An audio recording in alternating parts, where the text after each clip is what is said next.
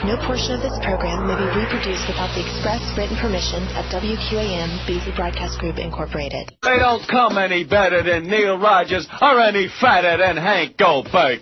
Oh! A stench of cow manure hovers over this performance by the Dolphins. I can't take Florida. They got a lot of stores, you know. Publix and Office Depot, Best Buy, and rooms to go. And tell me what street compares with Hallandale Beach Boulevard as far as living goes. Unless you're 100 years old, Florida blows. Hostile, nasty bastards don't know the meaning of being nice. It's hot and crappy in paradise. There's smarmy toilets and angry swamp for colloquial dumb mugwumps. I hope the icebergs melt and just drown this dump. 10:02 at 560 WQAM. Happy Monday to you, October 29th. Halloweeny coming up in a couple of days. That's right. We got Josh Cordes with us today. George is on vacation all week, so it's Josh and Chris. And then what's the story tomorrow? Oh, we don't know? We don't know yet. Trust me, I'll keep you posted. Because Clarence, being the moron that he is, he's got George working tomorrow. And, of course, George isn't coming in during his week of vacation. What a moron you are, Clarence. Is there any doubt about it? No. What an idiot. What a simpleton. What a simpering jackass. But nevertheless, it fits right in with the ambiance. So how about those fish, baby? Oh! Every week, that seems to be the new plan, is they score a bunch of meaningless points right just before the end of the game to make it give the appearance that they were in a game at some point. I'm sorry, a bunch? Well, I mean, some. Okay. Hey, compared to the rest of the points scored in that game, that was one of the worst games I have ever seen in my life. That was just pathetic. And big divots of the pitch were coming up in the air. It was just crap. Yes, it was. It was garbage. But nevertheless, and then, of course, the Patriots scored 150 points against the Redskins, and they keep announcing on the NFL Network that, well, Bill Belichick and Joe Gibbs didn't shake hands at the end of the game, and they keep showing the picture of them shaking hands at the end of the game. Well, what is... I guess they're trying to whip up some excitement, right? Of course. And why did they have to do that when we got the big game of the century coming up next weekend? Dolphins have a bye. They will not lose next weekend. Oh! And what about the born-again Rockies? I don't want to get too sports-intensive, but what a shame. Nah. That's what happens when you come off as a bunch of Farbissina Goyim and, you try to push your religion on everybody else. Keep the religion out of sports, okay? Keep it out of anywhere except the church, shul, the mosque, all these places. Put on a good mosque for Halloween. And so the Rockies get swept by the Red Sox, and the only bad part about that is we had to keep seeing John Henry. Oh, in the stands. What a nebbish, what a twerp. Over and over. And I like the part where he said... I must be crazy. I must be nuts. Yeah. I can't stand that man. Now, isn't that 2 World Series that he won? Or Unfortunately, 3? no, it's 2. No, it's 2 with the Red Sox and 1 with the Marlins. That's true, yeah. 3 World Series, Chris. You better get your, what? John Henry didn't win it with the Marlins. Who won it? He was here in between the 2 World Series. That was the current regime. Yeah, Wayne. That was Wayne. That was that's right. And the second one is the current That's regime. right. And that was when Wayne said, I'm not in it for the fans, I'm in it for the money. Remember that? Yeah, something like that. One of the greatest lines ever. Yeah. Well, at least he was honest about it anyway. We don't want to pick on Wayne, though, because it's in that contract with the Dolphin organization that we have to sell out our soul to the Dolphins, to the 0-8 Dolphins. Wow. But they got a bye next week. Now, who do they play the week after that? What's their next... I believe it's Buffalo. Oh, the Buffalo Bills. Who won yesterday against the Jet. Have you seen that spot? I think it's a Budweiser spot. Which one? The Jets fan. What's he doing? Dressed up in his green and white, that silly ass. Well, the Jets were the only team back in the days we beat the NFC. I haven't seen that one, no. You haven't seen it? Nope. And it's really kind of amusing seeing how bad they SUCK right now. Buffalo bite. Oh! Anyway, I got some bad news for all you crazy people that are out there buying up the bottled water and plywood and crap. I got the spy report yesterday from South Florida, and come to find out that a lot of people, every time there's a storm within 8 million miles, oh, we better go out and stock up now. Tropical Storm Noel, it's you're not even in the cone anymore. Florida's not even in the cone. Of course, there could be a last-minute change. You never know. Tropical Storm Noel's top winds began weakening this morning, but the heavy rains dumped on Haiti and La República Dominicana flooded roads and homes as the storm moved westward across the Caribbean Sea. The National Hurricane Center in Miami called Noel, which formed yesterday, a major flood threat. Not in Florida, though. At least not yet. The storm could dump 8 to 12 inches of rain on La República Dominicana. I just like to say that. Cuba, Haiti, and Jamaica, with totals as high as 20 inches in some areas. These rains could cause life-threatening flash floods and mudslides, forecasters said. Maria Pereira, a college student in Santo Domingo, told CNN that the rain and wind intensity caught people there by surprise. It was a horrible day, a lot of rain and very intense winds. She said flooding in the very poor neighborhoods has forced many residents to leave their homes. At 5 o'clock this morning, the storm was centered about 40 miles south of Haiti's capital, Port-au-Prince, moving north-northwest at about 6 miles an hour. Noel's top winds, which were up to 60 miles an hour earlier, dropped to 50 in the latest advisory. But forecasters are projecting Noel will pass nearer over southern Haiti early this morning, cross the eastern end of Cuba, before turning northward toward the Bahamas. Increíble. So it's not, I just looked at the cone on there, it's going well east of Florida, and then due north, and then, who knows? And who cares? I wouldn't go out there and start hopping up all the bottled water and acting like a jackass now. Well, thank God. Thank the Lord, baby. Oh, God! It's not bad enough that we're cursed with these Dolphins with this organization. Here's the poll from Friday. Who should replace Hank Goldberg on WQAM? The Humper, I saw him on ESPN on the Breeders' Cup on Saturday. As did I. You seen him? Seen him with Kenny Mayne, yeah? Well, just With for 5 Kenny seconds, Mayne. because I don't care about horse racing. Hey, you better get with it, mister. You better know your horse racing, because you sure as hell don't. You're right. And neither did Hank. But anyway, I didn't see all his picks. I just saw like the first 3 or 4 races, and every horse he picked, well, not every one, but all his combos, all the exactas he had hooked up, didn't hit any of them. And then he picked that 9 horse in one of the races that was supposed to be the big long shot, 16-1, and he put $20 of the play money on his nose and hooked him up, and he's still running. Here he comes right now. Hit him again. He's coming right now. Anyway, Hank's getting out of here at the end of the year. Who should replace Hank Goldberg on WQAM? Jorge Rodriguez should do a non-sports show. 504, 28.4%. Any chance of that happening? No. None. A non-sports show. You know what that is? In this place, sacrilegious. Sacrilegious. Just let the Cuban interference blend with transmitter maintenance, 248. Is it really that bad? Because, the feed that I get here is just direct from the studio. I think depending on what radio you're listening to. Yeah. And where you are. Yeah. But it's there for sure. Is it bad? It can be, yeah. I've been in a few cars where I think it's a Fidel station. Are you serious? Yeah. Yep. It's like I've been in a few cars where it's like 60-40. Really? Yeah. Maybe I need to talk louder. You think that would do it? All right. Best in Neil tapes, 244, like the ones with Alien and the Pope. Let's bring back a little Alien, man. That's what we need. Generate a little bit of excitement in town. Maybe even Rick Sanchez would come back from that. Jeff DeFlorest, 183. I don't know what that's all about. They like that corn, man. They like living large and all the other stupid cliches he uses. It's mailing it in. Mailing it in and living large. Oh. And you know something, Defo? When you mail it in, you can afford to live large. Bring back Scott Ferrall, 151. Bring back Moe, 138. The Big O. Rock solid. Only 67. Boy, there's a big drop-off between Moe and the Big O. From 138 all the way down to 67. Bring back the Crow, 56. You notice that? Moe, the Big O, and the Crow. The Beast, 39. Kimba Bocamper, 35. A dullard. Joe Zagacki, even more dull, 26. Evan Cohen, 20.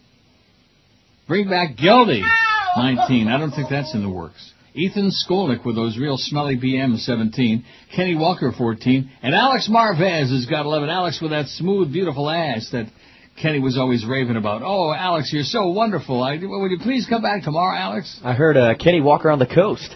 And how is he doing? Was he puking? He's middays at the coast, everybody. All right, he's over there puking his guts out. It's Kenny Walker around the coast. Blah, blah, blah, blah, like that. A lot of pukers. 1,772 votes on that poll from Friday about who's going to replace the humper. Now, if you look at the schedule today, we got, oh boy, no Mad Dog because he's on the way back. Just like we had no Little Dog this morning. They're on the way back from across the pond. From the British Isles where it's always raining and where the pitch was mushy and lumpy and crappy. It was a farce. O.J. McDuffie and Danny Cannell, speaking of a farce, 2 to 4 this afternoon. Then we got Hank from 4 to 7. It says the Power Hour, but of course Mad Dog ain't here. So how are we going to have a Power Hour, Clarence? You idiot, you simpleton. You fairy. Jesus, God, what a moron. And the best part of it is this is the second schedule. This is the second different incarnation of it. It's Clarence revised. Yeah, but it's still screwed up. Dolphins All Access with Mish and Drayton from 7 to 9. We apologize, by the way, for that show, but it's part of the deal. In order to get the great Dolphins, we had to, sell our soul to Wayne, you know. Then we got Eddie K from 9 to midnight, because on the schedule it had said World Series game number 5 joined in progress, but we don't have to be embarrassed again by joining a ball game in progress, because there ain't going to be no game. The World Series is over, thanks God. Wow. You don't have to see John Henry no mo. And then, of course, they're going to sign Payrod and pay him about $30 million a year, and all that crap. Here's today's poll. Charlie B. Boy, Charlie's been so poll-intensive lately that he's probably bleeding. The Dolphins suckfest of a season makes me blank. 560. Look at that. Look how many votes we got. We will not make 1,000, but we have 560. Unable to care less, 241. They couldn't care less. Happy as hell, 95. That's what I voted. I'm happy as hell. Wish Wayne could buy the Patriots team and slap Finn's jerseys on them for 08, 64. Want to stick my head in the oven, 42. Wish they'd signed Brady Quinn, 40. Yeah, there you go. At least there'd have been a little something, a little pizzazz there, you know? Brady Quinn. Yeah, how's he doing? He's not playing. Exactly. Pray for Owen. I guarantee if he was with the Dolphins, he'd be playing. Although, you know, do I dare say it? Cleo Lemon, I don't think is really that bad. He's a good backup. Yeah. He's got nobody to throw to. He's got, you know. I mean, why would they want to keep Wes Welker? If you could have heard Chris before the show giving me a song and dance about rationalizing, I don't want to hear about it, okay? Why would you want him on your team? Pray for 0-16. 35 people are just vicious. Actually interested in hockey and the Panthers, 21. I don't believe it. Want to unload my season tickets on anybody who'll take them, 11. And nostalgic for Nick Saban, 11. As unctuous as he is and was. The biggest names. Hey, want to come back next? No. This is Nick, Rogers. I want you back. How about Jimmy? The sports leader. I don't do my job as well when I'm constipated.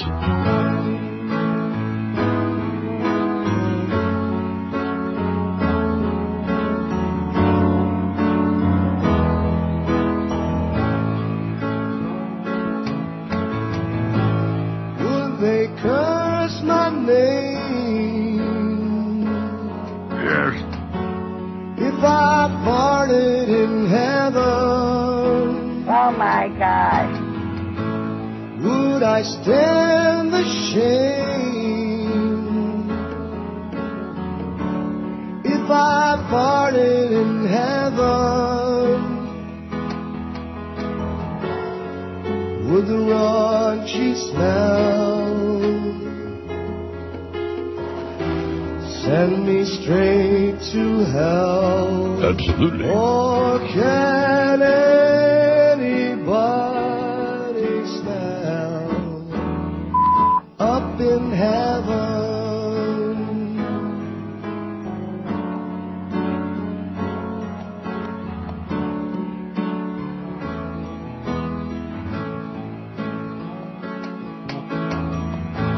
Does gas act the same?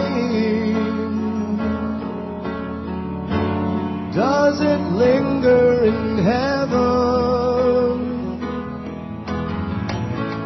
Would you be ashamed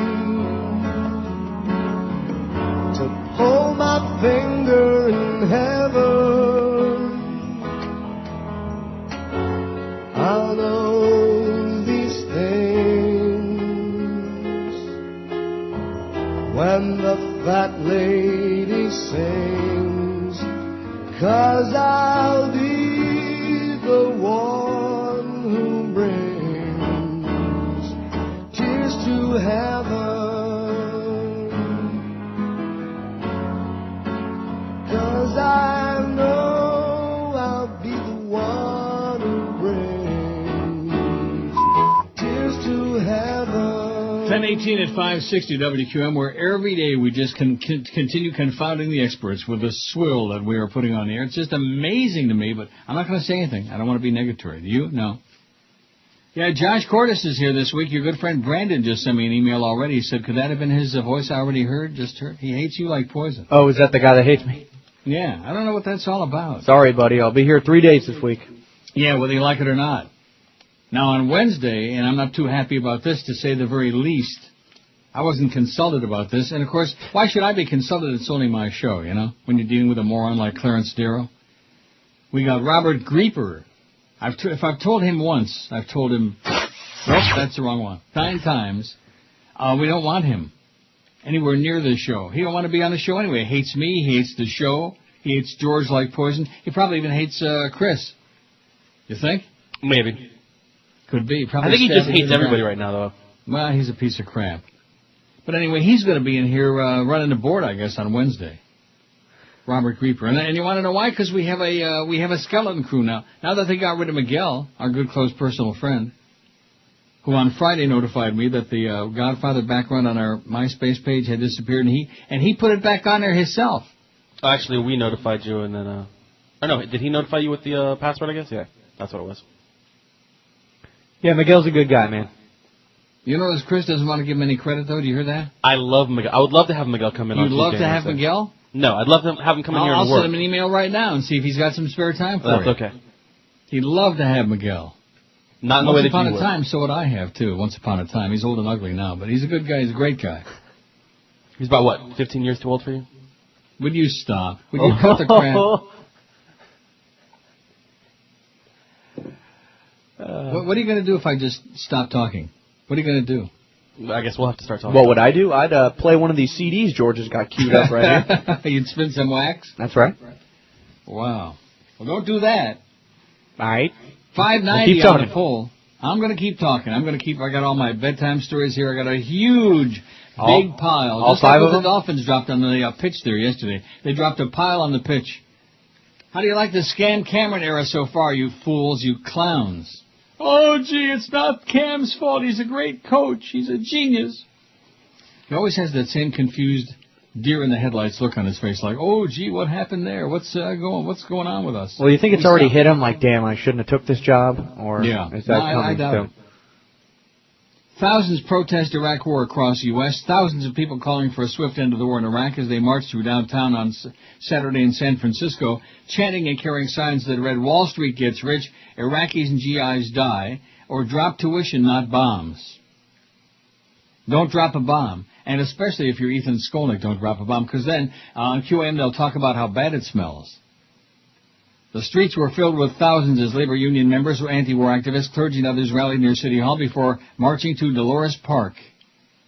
As part of the demonstration, protesters fell on Market Street as part of a die-in to commemorate the thousands of American soldiers and Iraqi citizens who died since the conflict began. March 2003. It's coming up on 5 years.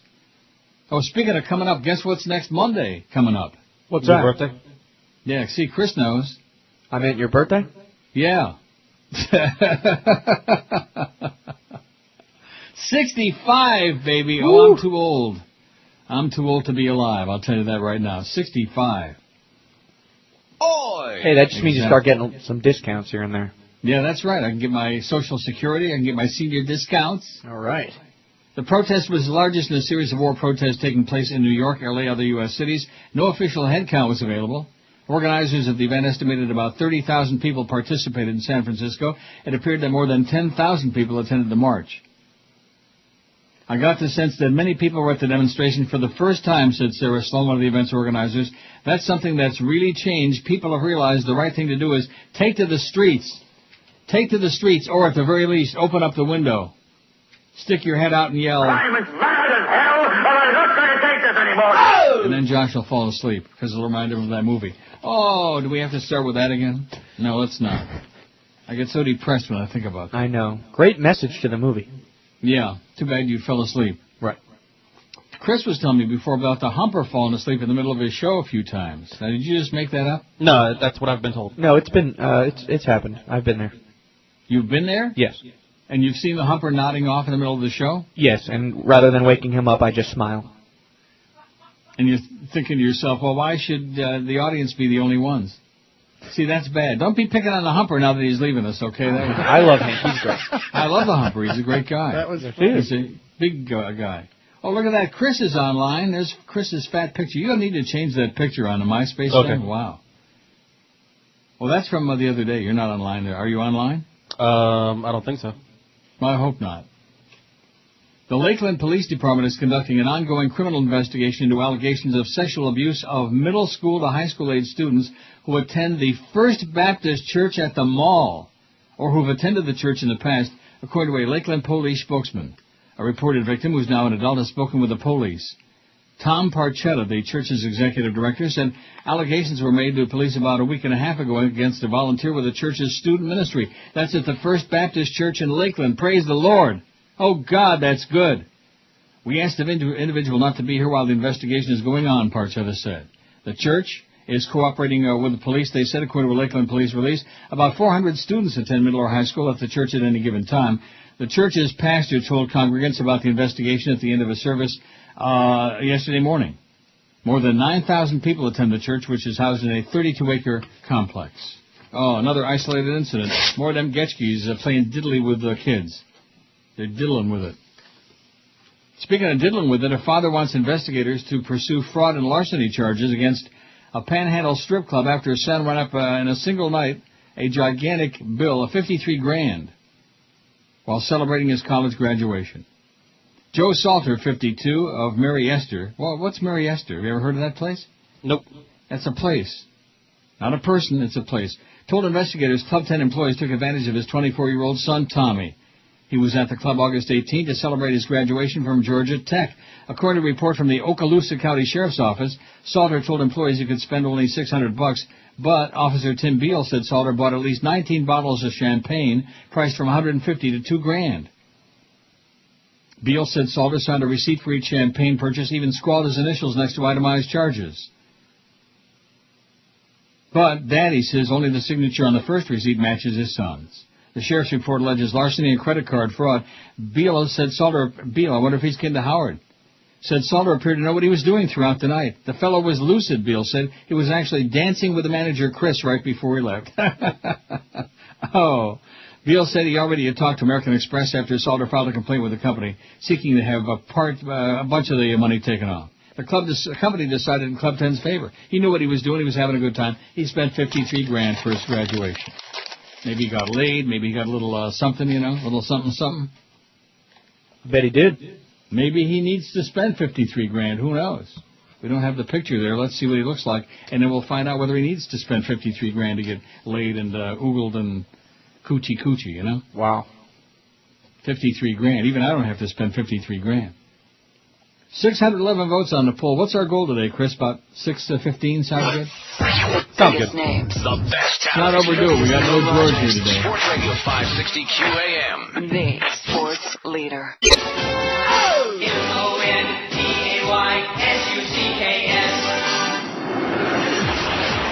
Right now on Access Hollywood. The Osbournes are selling some of their stuff from their home in Malibu, their home in Beverly Hills, and their home in England. Ozzy Osbourne. What are you guys auctioning off? What? Ozzy, are you drunk? Drinking massive amounts of booze. And you're high. I'm not proud about smoking pot. Dude. It's not even funny. Ozzy, you know what you should sell? Your lobotomy machine. Don't sell it. Send it over to QAM, okay? We got a couple people who need immediate treatment. So anyway, Josh, I don't want to make a big soap opera out of this, but Brandon sends me a message. He says, I don't hate Josh. I just hate what he says, what he's thinking, and what he does. But for the most part, he's a swell guy. How are those first dates coming along? And how much did you cheat on your girlfriend in Vegas? And how much of Neil's money did you lose? Well, I don't get any more Neil's money because I think he doesn't like me, but... What? What? What the hell does that mean? Have you forgotten about me that I left the show, honestly? Is that pretty much how it worked? Go ahead, next answer. Okay. Me next question? No, I didn't cheat on my girlfriend in Vegas, and if I did, I wouldn't say it right here on the air. Yeah, that's stupid. Let's see. What else was it? No, that's it. He just he hates you. Oh, okay. Sorry, buddy. You must have rejected him one time and he hasn't forgotten. I've never been hit on by a gay guy. Really? Never. But you've been hit on by straight guys? Yeah, Larry Craig, I think, was probably in the QMT room. Senator Larry Craig was... Yeah, that's the one. Anyway, let's get back to important stuff. I don't want to get into some kind of a tinkling contest with you and anybody else out there in Radio Land. We're delighted to have you here, even though we don't know who's going to be on tomorrow. Sweet. I may be calling in sick tomorrow, Chris, so you're going to be doing the show. Well, I don't go for this. I mean, how difficult is it now? Hey, listen, just like we can have Chris and Greeper. Put that on the schedule. No. That's on Wednesday. Oh. It's already on the schedule. I meant you got the schedule there? We already got it on. I think he means without you. Them. Yeah. Oh, just them together. Yeah, that sounds like a winner. No. And then Greeper could backstab on the air. He could say on the air all the stuff that he's been saying off the air for 100 years there. Little backstabbing fool, man. That's what you are, Robert. I don't want him in there Wednesday. I'm going to call in sick. I'm going to protest. California Governor Arnold Schwarzenegger says marijuana is not a drug. It is so hot in here, I'm going to have to open up a window. It's freezing outside. This is the time of the year when they turn on the artificial heat. I don't know about you. What do you mean they turn on? They control the heat? Controlled by the building.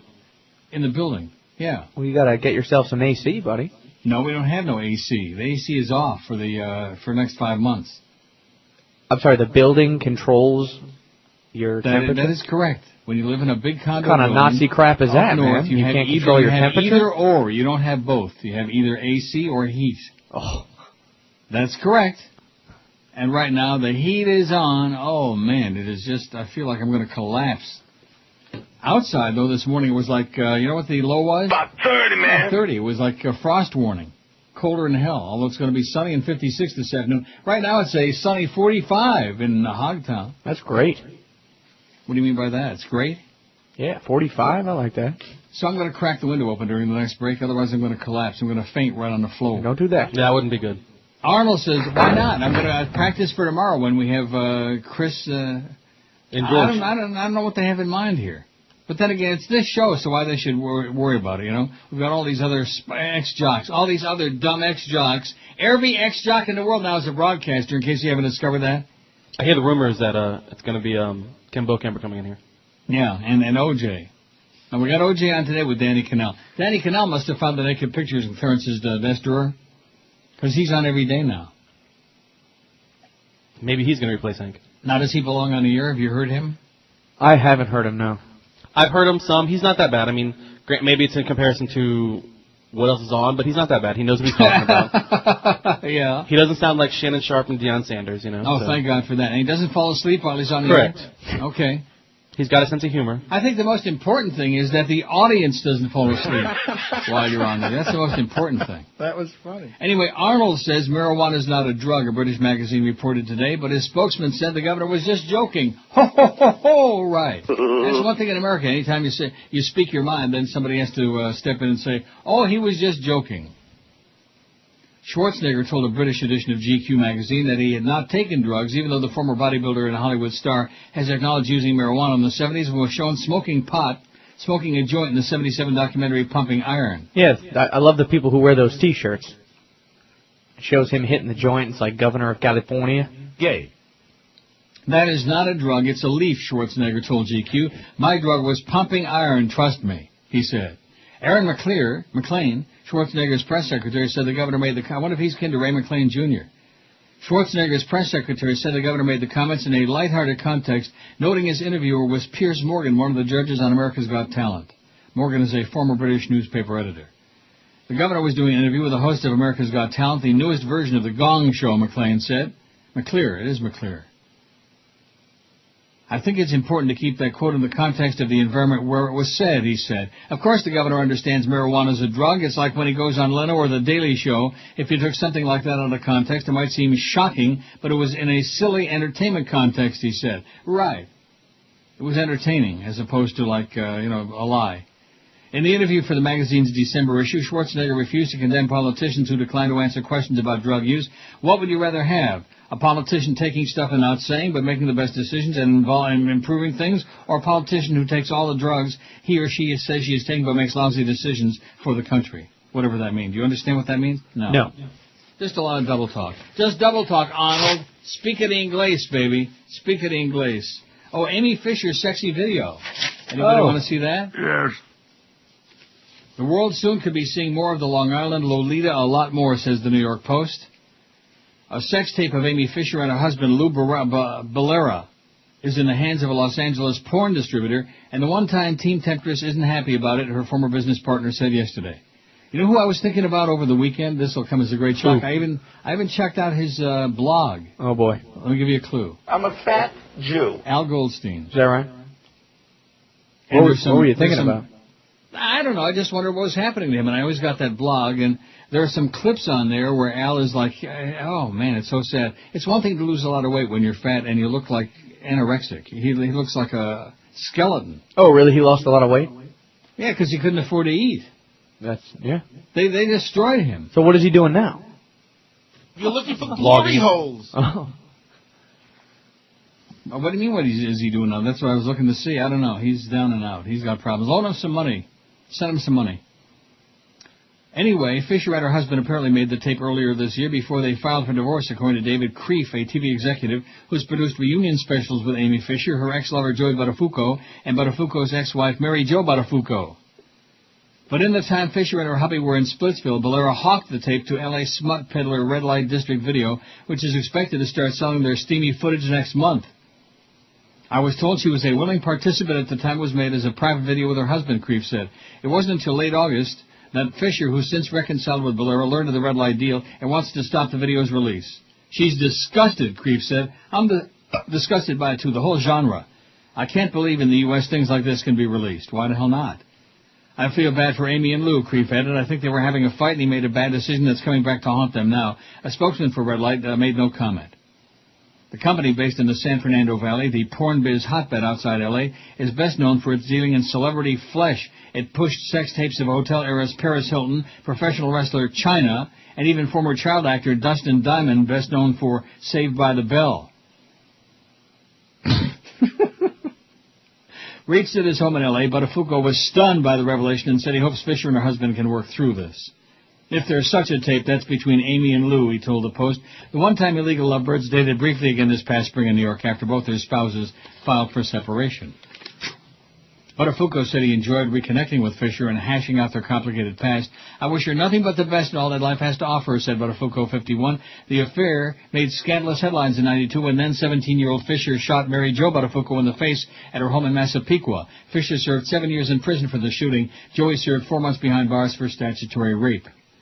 2 years ago, Buttafuoco stormed out of an Entertainment Tonight meeting with Fisher and cursed at her. This past spring, they briefly rekindled a relationship before both went back to their current spouses. They briefly rekindled their relationship. You know what that means? That's code for, like, in, out, in, out. And then that was it. That's what that means. They rekindled their relationship. Right. Tom Brady, meanwhile, is rekindling all over the world, making babies. And, boy, those babies are going to look really good, you know what? I think maybe Tommy should tell somebody, suggest to Tommy and his lady friends, birth control would be a good idea, don't you think? Or maybe not. Well, yeah, if he plans on winning a few more Super Bowls, calm down with the kids, Tom. Why is that? Does it seem to have had a negative effect on his play? You don't want the Brady bunch running around. The Brady bunch, I think that's what he's working on right now. 10:41 at 560 WQAM. Don't forget, we got O.J. McDuffie and Danny Cannell at 2 o'clock this afternoon. Oh, my God. Mad Dog is swimming across the ocean. He'll be back. I guess the dogs will be back tomorrow, right? Big Dog, Little Dog, Mad Dog, Angry Dog. Probably. You know, water inside your boat can give you a sinking feeling. Water inside your home is devastating, too.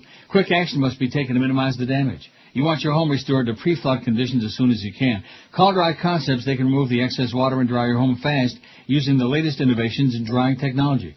Their crews can set up a drying system that often eliminates the need for costly reconstruction and replacement of your treasured belongings. Unhealthy mold and mildew conditions are eliminated by the use of specialized drying processes. And if the damage is more extensive, their licensed contractors can provide needed estimates too. We're in the midst of hurricane season now, so if you see the water rising around your feet, don't panic. Call Dry Concepts right away. 1-800-248-5071. The folks known for dry cleaning your carpet can also dry your home when water damage takes over.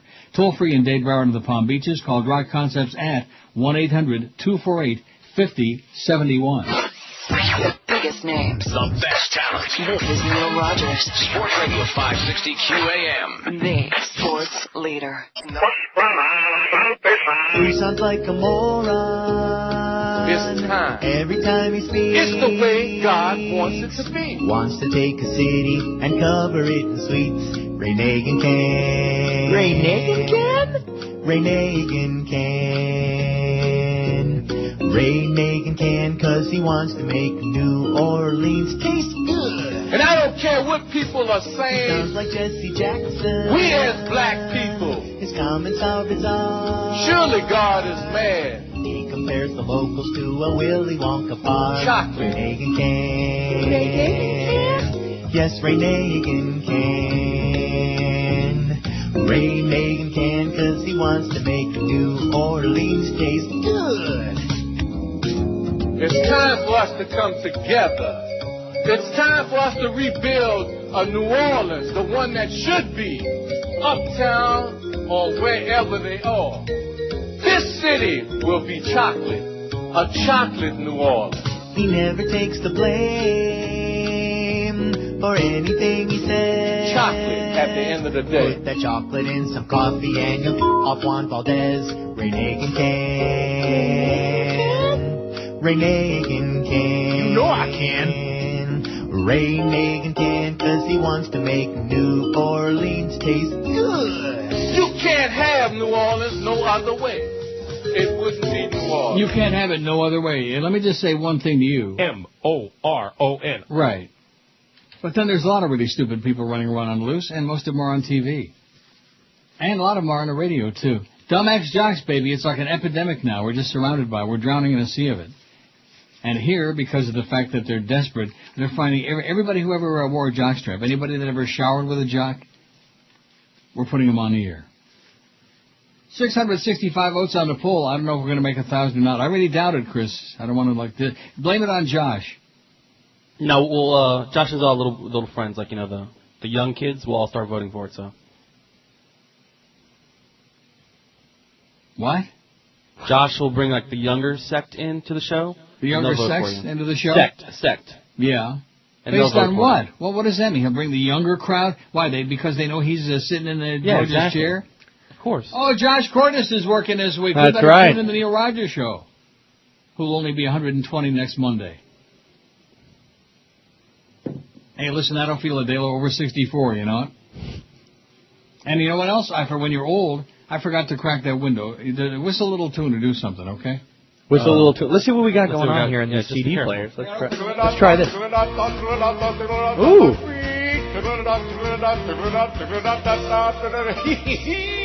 Well, I'm a big fat chicken, baby. That's too much. That's an actual bit. There's a little background music for you. It's very Christmas feel. Went to the John. Oh, yeah. I had to go. No. Should I not do that one? Don't do that one. Okay, that's all right. Sounds like we're going to have certain sounds in that one, or maybe some excretory activity. We don't want that. Did you go to the John? What? Oh, did you open the window there? I just cracked the window open a little bit. Oh, it's just suffocating in here. I can't get over that, though, people are regulating your life. I mean, that's a little strange, don't you think? What do you mean by that? What do you mean, they put the heat on and, there is no the AC. heat isn't on. I don't turn it on, but it's just that I had a baseboard heating on overnight because it was 1 below Celsius. It was 30 degrees overnight. And so even though I've turned it off now, it just gets real stuffy, that artificial heat. It just dries out your lungs and, it makes you feel logy. You know what I mean by logy? What do you mean by logy? It means like you got no energy. Plus the fact when your blood sugar is 85,000 because you've been eating all kinds of crap. I have got a sugar addiction that is so bad that I'm going to wind up Bob Lassetering myself. I really am. Is that right? I think I am. If I don't cut the crap pretty soon. What do you eat? Like, what's your sugar? What's your addiction? Ice there? cream. Ice cream? Yeah. Candy. Still. And yesterday... You eat a lot of candy? Like, what do you eat? Candy bars. Snickers. Yeah. Snickers, yeah. M&M's. Keep going. Well, I mean, I could name all the candy bars. And yesterday afternoon or last night, I went and got, I don't know, it was after a rough afternoon of watching all that football. Although I did go out yesterday afternoon to Woodbine. I was there for 15 minutes and I was there for 10 minutes and won $900 and ran out. Must be nice. You've been doing pretty good, huh? I've been doing great. I don't know why. Don't be a sucker, all you people out there. Don't take your hard-earned money because you're going to, fooling his money or soon farted. You'll lose it. But I just had a lucky streak the last month or two. I bought a bag of Chips Ahoy chocolate chip cookies. They're horrible. They're like stale. Let me help you, okay? If you do it again, get the Chewies. Okay? They're soft. I don't want to do it again. Listen, you're a big help. I think Brandon's got a good point about you. Look, you're gonna eat sugar whether I tell you to or not. I can't do it. No, you're not supposed to. You just told me you eat ice cream, M&M's, Snickers. You could name all the candy bars. I mean, seriously. What did you say? I'm sorry? What did you say after M&M's? Snickers? Oh, Snickers. I thought you said something else. O.J. McDuffie's going to be on it, too. You better watch yourself. I'll be trying to start something there, because he and his friends are monitoring the show. They want to do an IMUS. They want to IMUS me is what they want. They want me off the air because I had the audacity to say that O.J. doesn't belong on the air, which he doesn't. But then again, why should we single him out? We got so many other people that don't belong on the air. Speaking of on the air, ran into Zach in the bullpen. He said he's willing to work on the show tomorrow if you want. Oh, all right. Well, we got our problem solved. Well, that's good. Zach's a good guy. And Zach can give us all the inside poop about Joel Feinberg and all the crap that went on across the street. Oh, I like that. The real poop about the Moe stuff.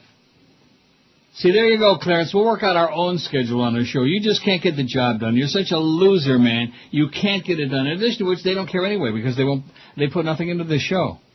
It's only been the highest rated show on the station for the 10 years it's been on, but why should they put anything into it, In fact, I know maybe we can get Josh to admit now that somebody paid him off to chop down the size on that QAM thing. Our little bumper sticker thing there on the right-hand side. The meals deals. On the meal deal. Let me go to our QAM.com. Somebody paid. Oh my God! Here we go.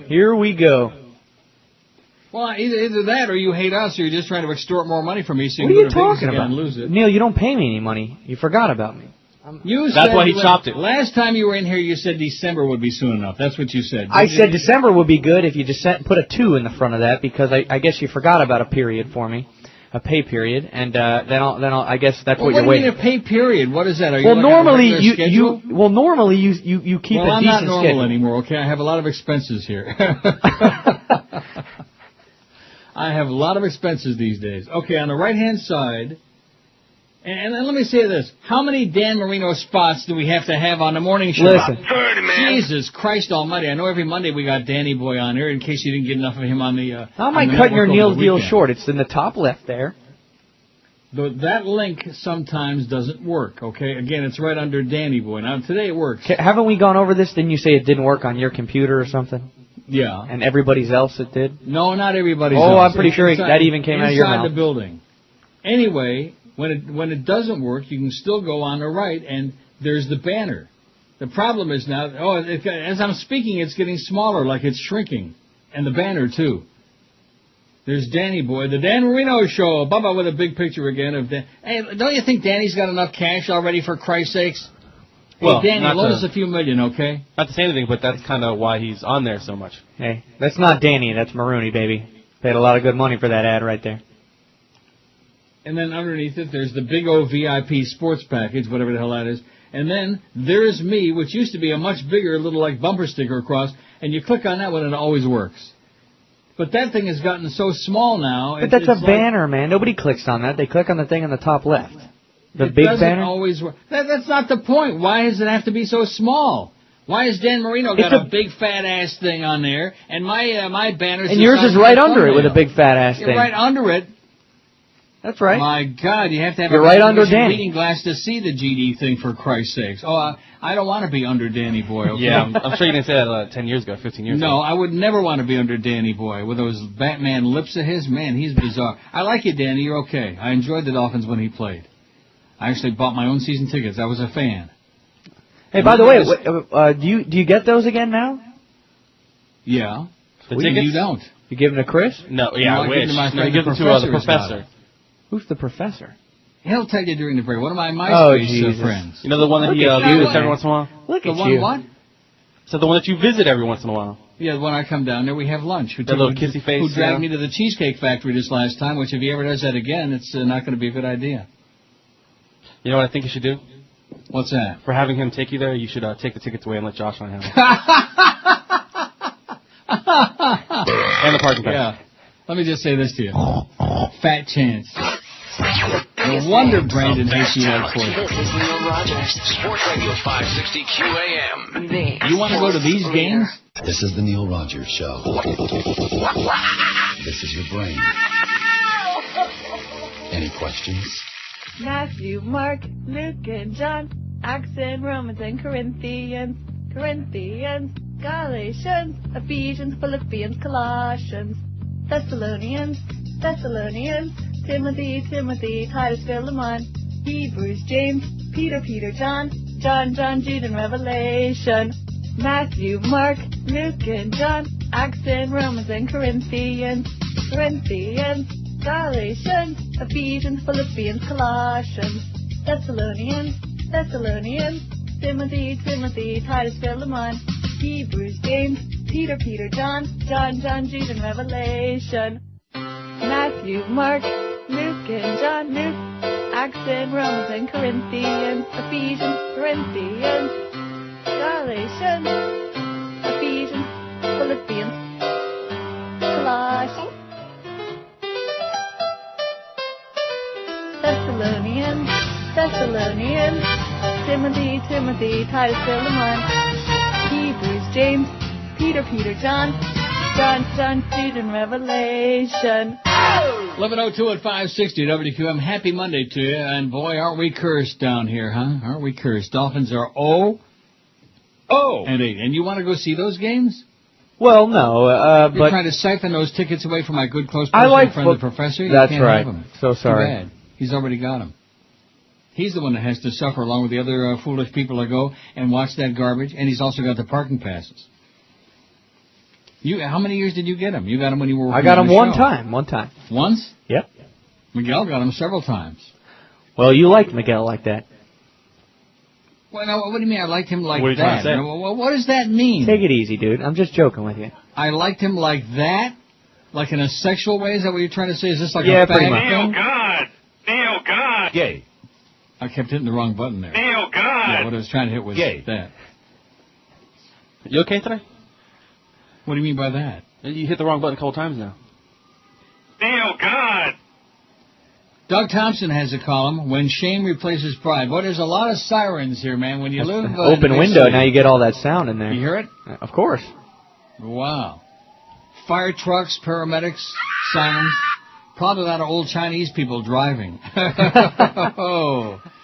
Oh, brother, you think that the old yentas driving down there is bad. If you could see what passes for driving here, you would puke your guts out. You'd run. Really? It's bad. It's so much worse than there, you can't even begin to believe it. What car did you get up there now? Solstice. It's a Solstice. Oh, that's that little two-door Pontiac, right? Yeah. Yeah. How do you like that thing? No, I don't like it. Oh, you don't like it? No, I don't mind the car. I enjoy driving it, but I don't like the... I don't want to keep repeating this every day. It's got bad blind spots. Bad. You know what I mean? Yeah, I know what you mean. I don't like that.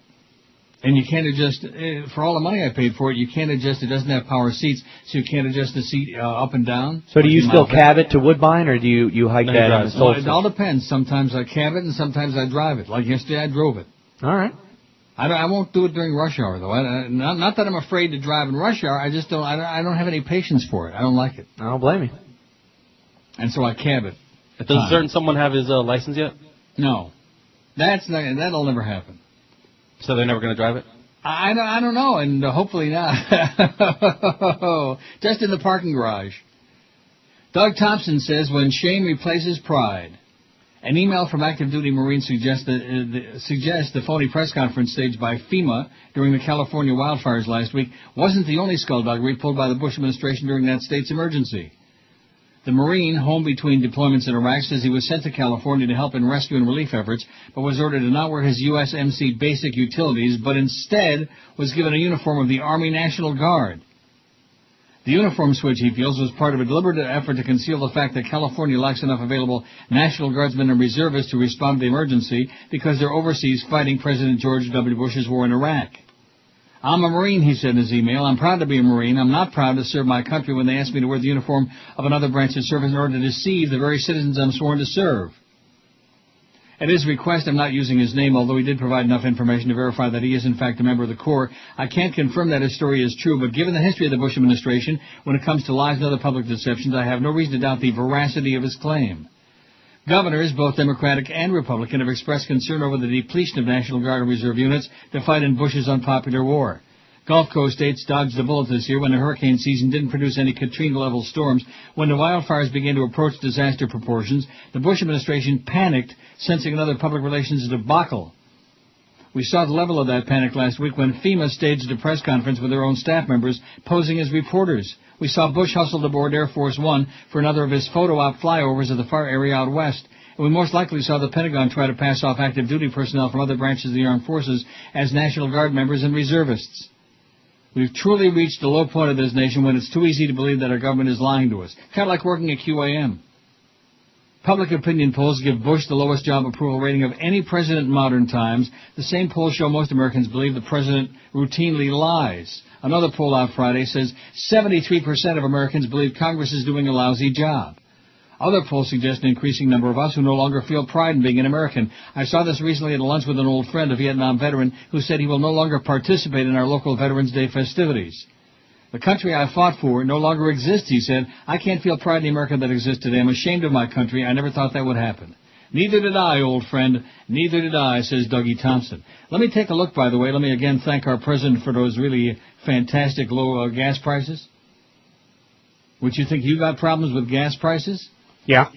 I can't believe you pay like $3.66 or whatever it was. No, it's more than that now. Is it even more now? What? It's up per gallon, yeah, because they pay by the liter. And that's for regular unleaded. Thank God the Solstice uses regular unleaded because it's a puddle jumper. It's a 4-cylinder job.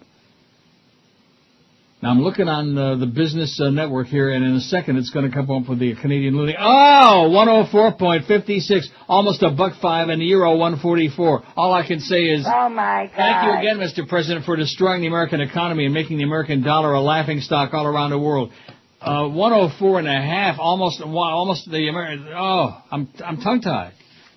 The Canadian loonie is worth a nickel more than the American dollar now.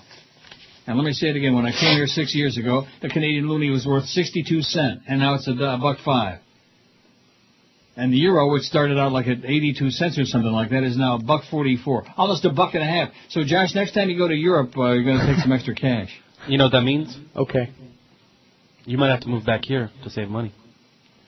I have a real fast answer for that. No! That's the answer. One-word answer, okay? Easy to understand. Oh, there's that hurricane headquarters. That's Jackie Jarris. To really pick out the center of circulation, but it's just coming offshore now. Oh, it's right over La República Dominicana and Haiti, over Hispaniola. Continue to pull in a lot of moisture here across the Dominican Republic, and we're very concerned about flash flooding and the threat of mudslides. It is heading towards the Bahamas and the Turks and the Caicos. Oh, it's heading toward the Bahamas, man. Uh-oh.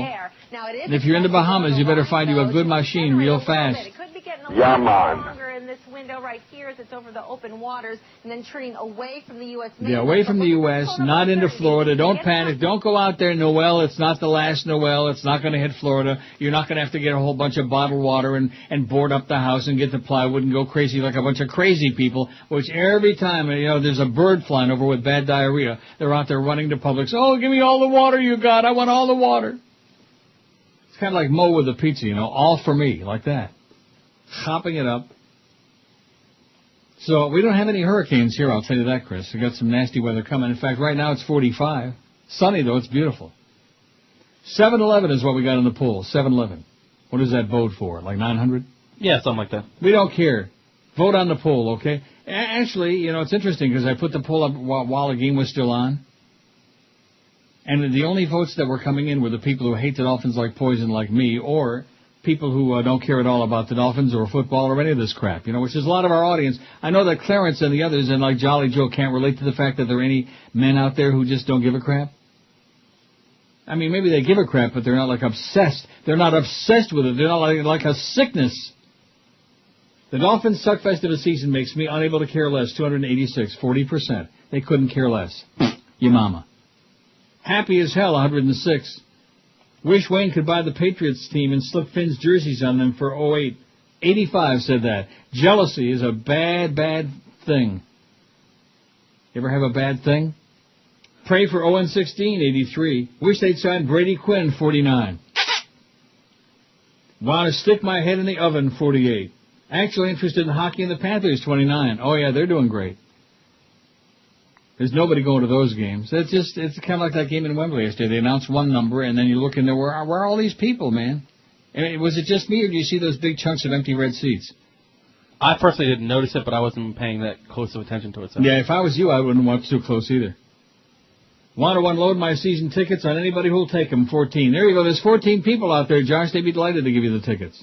All right. And nostalgic for Nick Saban, 11. That's really desperate. When you want Nick Saban back, man, you are really desperate. 717 on the NeilRogers.com poll. Go to WQM.com and see how small our little banner is now because Josh shrunk it down. You're ridiculous. Why did you do that? It used to be like twice that size. Whatever you say. Yeah, no, you know what? It used to be WQAM.com. That's what it used to be. Neil's Deals. It was just the whole thing. Well, what are you talking about? Like, what are you talking about? Believe me, the banner's there and nobody cannot see it. It's right there at the top left. You have to search for it. You got to search for it? Yeah, it's like my, got to search for it. So what were you trying to say? I gave the tickets to Miguel because I had a sexual attraction to him? Is that what it was? Yeah, that's a thing. True. Yeah, I know. I liked him. But as a person, even if he would have been ugly, he was a good guy. Like in your case, you're a good guy and you're not much. Thanks. I'm talking about, although a lot of guys out there, for whatever reason, they want to be you. Remember that one Steve guy with of course, that goes on all the time. I'm surprised there's not more. I'm just living the good life, man. Ehud Olmer, then that's what we hear. And don't let George take out your girlfriend anymore, okay? Because he's not joking. He's serious, as I'm sure you know. Yeah, don't worry. He doesn't have a chance. Ehud Olmert, the Israeli prime minister, has got prostate cancer. Chab Mendred, okay? Couldn't happen to a more deserving guy. Now, we want him to survive so we can kill a lot more Lebanese and Palestinians. I'm looking at that schedule, and I see the names of all these ex-jocks, and that's the station. Why can't we get the sports writers back on, too? We could have, like, O.J. Cannell, Alex Marvez, and Ethan Skolnick, and who's got the smelliest of BMs, The biggest names. The best talent. This is Neil Rogers. Good locker room crap like that. 560 QAM. The sports leader. I like the wee-wee. Hello, I'm right-wing political pundit Ann Coulter. When I get home after a busy day spent bashing Jews, liberals, gays, Hillary Clinton, 9/11 widows, Democrats, illegal immigrants, little sick kids, Mother Teresa, Captain Kangaroo, baseball, and old people, I need to relax. So I have a glass of wine and open a bottle of Bitch Be Gone. Yes, 2 of those little gel caps, and I get so unbitchified, I could watch a West Wing marathon. Just kidding. I can never be unbitchified enough for that. But now I can unwind and indulge my fantasies, like what it would have been like to have been a Clinton intern. Oh, yes, Mr. President. Oh, I know I'm too skinny. Oh, I'll eat more donuts. Oh, and fried potatoes. Oh. Was that out loud? This is Ann Coulter for Bitch Be Gone. Remember, even stone-cold bitches have to rest sometime. 11:18. Let's give her a nice dirt nap so she can rest forever for eternity, that bitch. 11:18 at QAM. We got Josh Cordes with us today, who's really upset because I didn't give him the Dolphin tickets. You guys all and money, more money. Is there anything else you want? What, you know what's funny is you make it sound like I'm like this really unreasonable guy. Do I ever ask you for a check? Like I haven't got a check in like 6 months, but have I said anything? But I haven't. What do you mean 6 months? You got a check July. in July. I know. It's August, September, October. That sounds like 3 months to me. And what am I getting for my birthday next Monday, by the way, Mr. Hotshot? A big kiss. An email. Happy birthday. Yeah. I heard you saying he was stripper.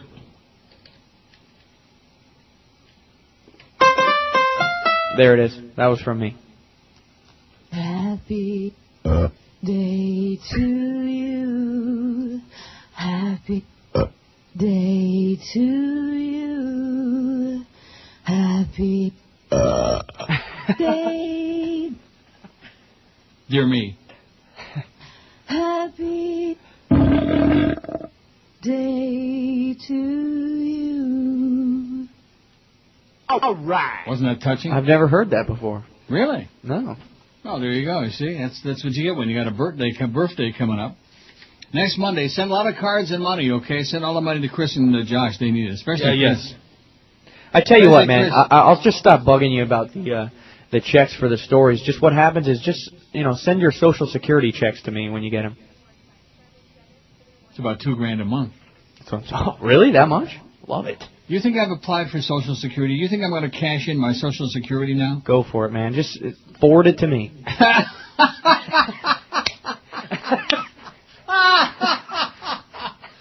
Oh, man. Woo!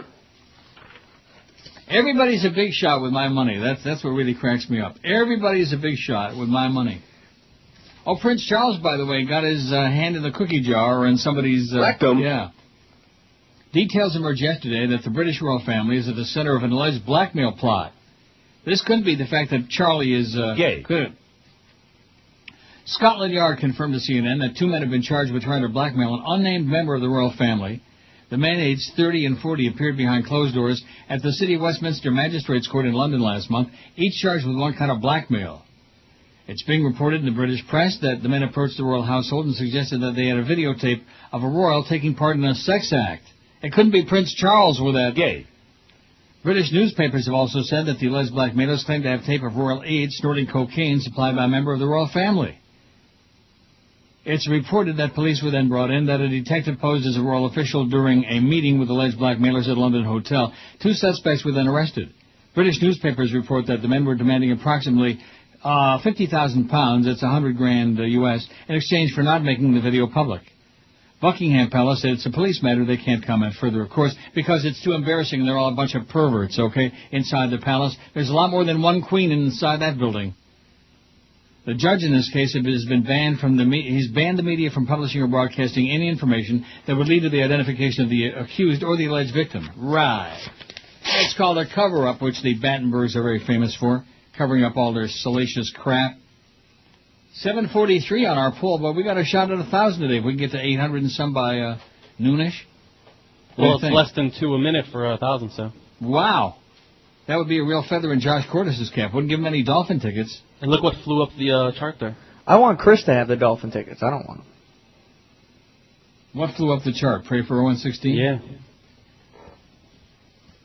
That's Chris trying to make himself feel better, even though he realizes the audience likes Josh a lot more than they like him. But that's it's all good.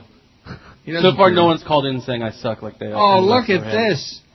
Talk about jealousy. I thought you'd like that one. Of our regular faxes. Give me a break. Oh, Neil, Tom Brady makes me sick. Why, you might ask? 1, he's the best quarterback in the NFL. 2, I'm straight and he looks good to me. He's scary. 3, he does the hottest chicks. 4, the main reason he makes me sick is because I'm not him, damn it. What would I give to be him for one day? Pretty much anything, and my wife and looks ain't too bad. Man, I hate Brady, it said. Jealousy, da-da-da-da-da-da-da. Old gypsy song, Jealousy. Frankie Lane, I think, song.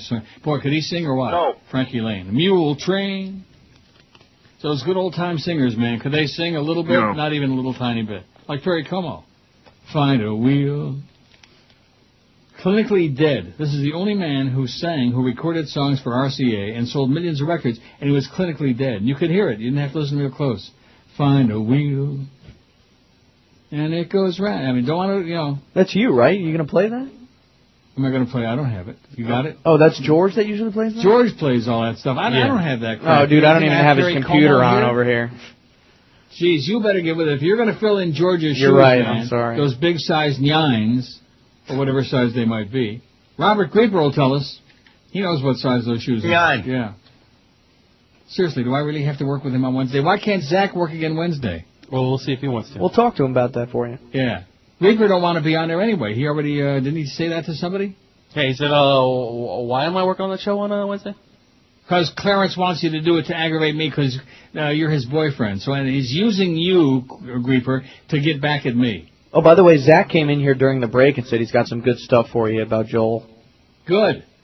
Everybody be sure and tune in tomorrow. We got Zach Krantz is going to be in there with Cordes, and he's going to give you all the straight poop on what goes on across the street. I won't be here tomorrow. Feinberg, who's going to be there tomorrow? Oh, Chris. Well, one of you guys is going to be there. I don't want to sound like Zach is a big deal because he is whatever he is, fat. Mo liked him a lot, I know that. But then again, Mo liked everybody, and they loved him, you know. I mean, I'm sure I've got a few detractors in the building. A few. Many. Like little Maddie Bell. People like that. He's not there anymore, is he? No. That's what I heard now. Good, that goes to show you.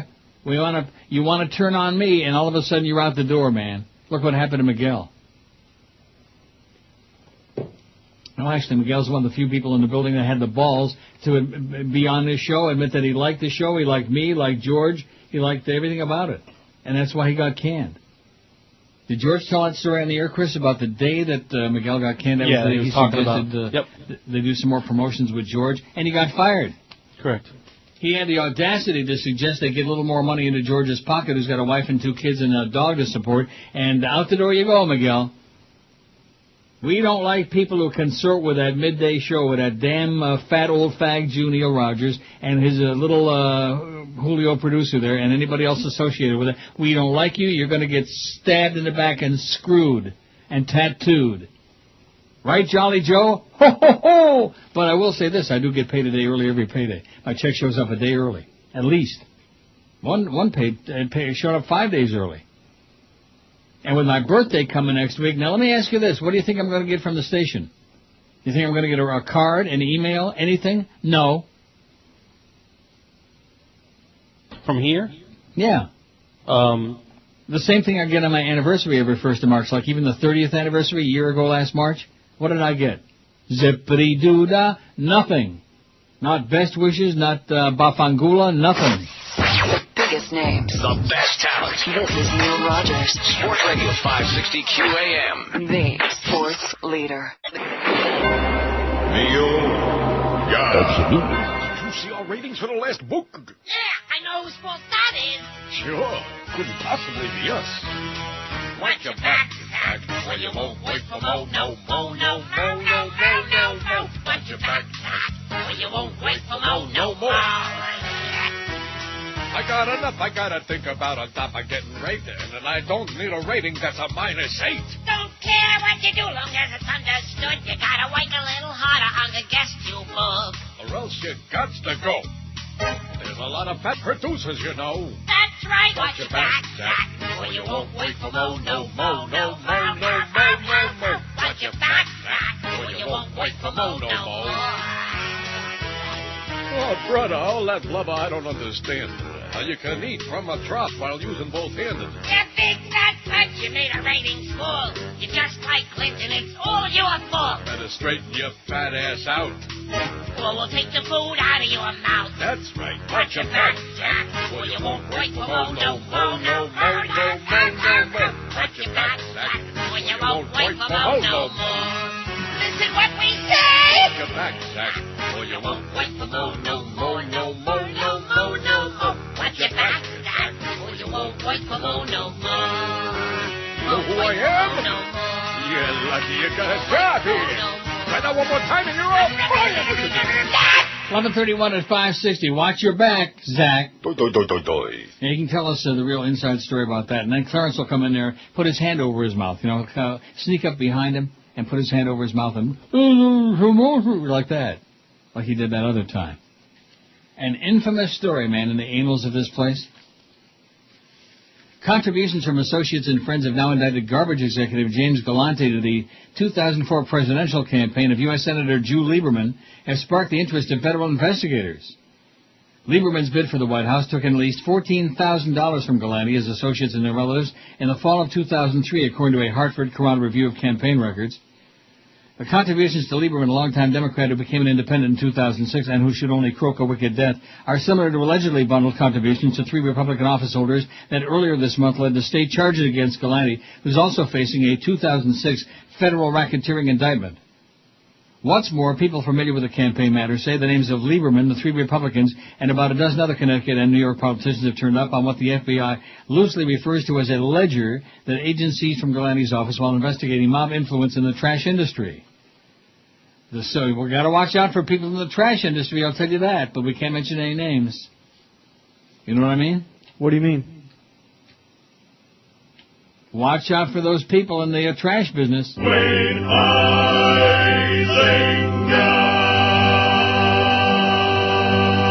But we can't say that because it's in that Dolphin contract. We can't make any, negatory comments about Baldy.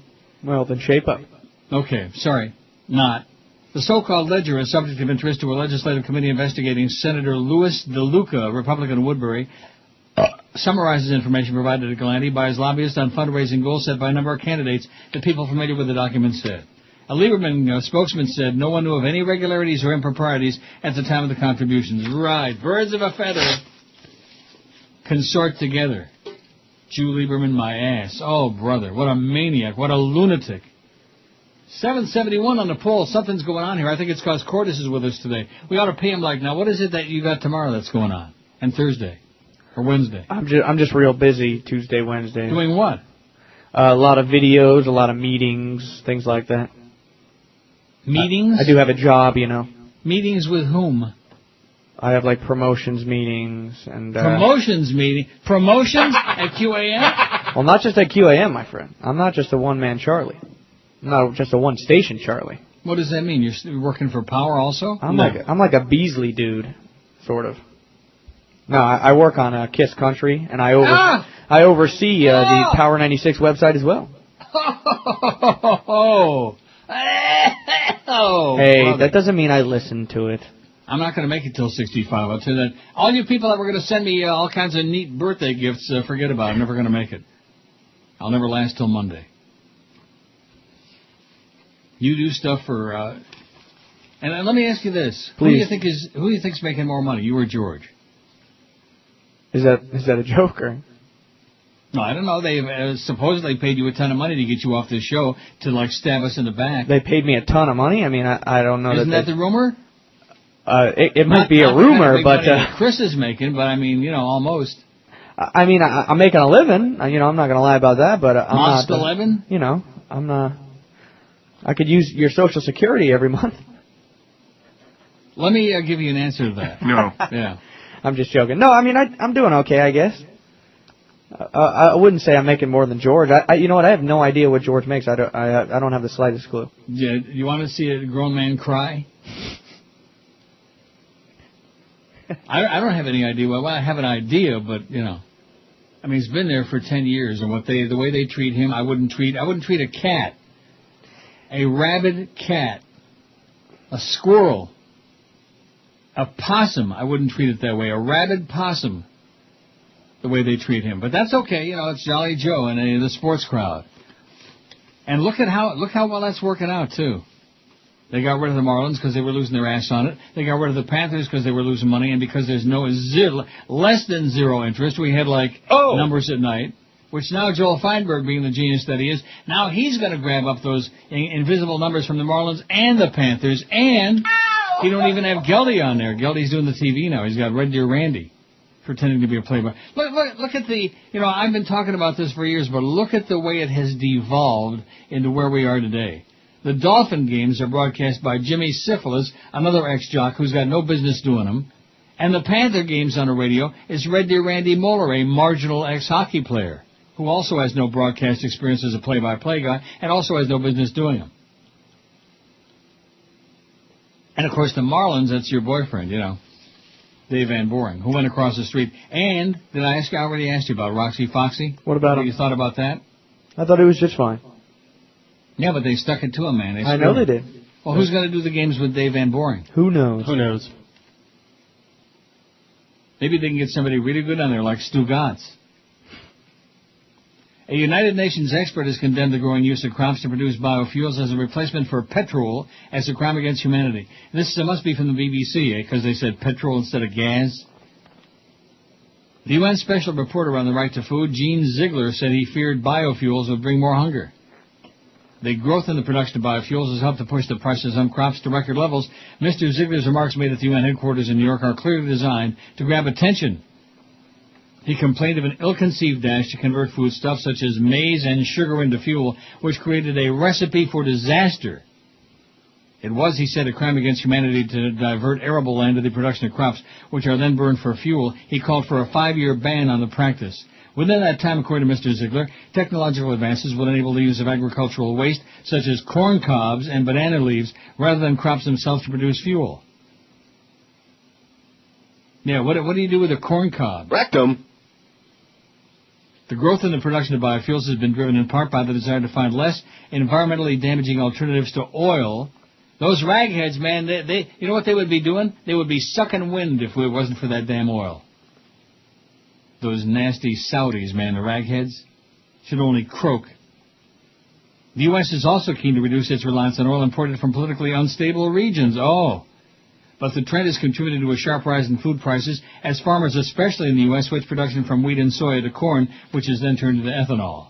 Mr. Ziegler is not alone in warning of the problem. The IMF last week voiced concern that the increasing global reliance on grain as a source of fuel could have serious implications for the world's poor. Well, guess what? We don't care about the world's poor. How do you like that? Because the Bush crowd, all they care about is the people with the big money like Josh. People making the big bucks. So I guess the deal they gave you wasn't all as spectacular as maybe they led us to believe it was? That you turned tail. Well, compared to what I was making while I was on your show. Thank God we got Chris, okay, because at least he's a good guy. He's fat. What, I'm not a good guy? No, I'm not saying that. You are a good guy, but the point is that at least you left. What? You were saying that since he left, at least I'm not such a bad person. I'm no Greeper. But who is? Who would want to be? Who would want to be that? That thing, that creature, that unmentionable one, who has a Clarence Darrow blow-up doll at home. 780 votes on the poll. The Dolphins' suckfest of a season makes me unable to care less. 372. 37%. 39%. Oh, they're apologizing now, FEMA, for the fake news conference. Their employees. The agency released this video of the news conference. Are you happy with FEMA's response so far? I'm very happy with FEMA's response so far. Not exactly hard-hitting journalism. Word got out, embarrassing the White House. It is not a practice that we would employ here at the White House, or that we certainly don't condone it. No, we certainly don't condone a fake news conference. It just happened. It was, right. And said the intent was to provide useful information. The intent was to do what you always do, lie through your teeth, deceive the public, cover up your ass, because you're not prepared for anything. You weren't prepared for Katrina. You're not prepared for the fires in California. If a fruit fly farts bad gas and it drops in Manhattan, you're not prepared to deal with that either, okay? And most inappropriate things I've seen since I've been in government. Oh, there's Mickey Chernow. Heck of a job, by the way, Mickey. The biggest names. Another cook. Another incomplete. Sports Radio 560 QAM. The sports leader. Oh, God.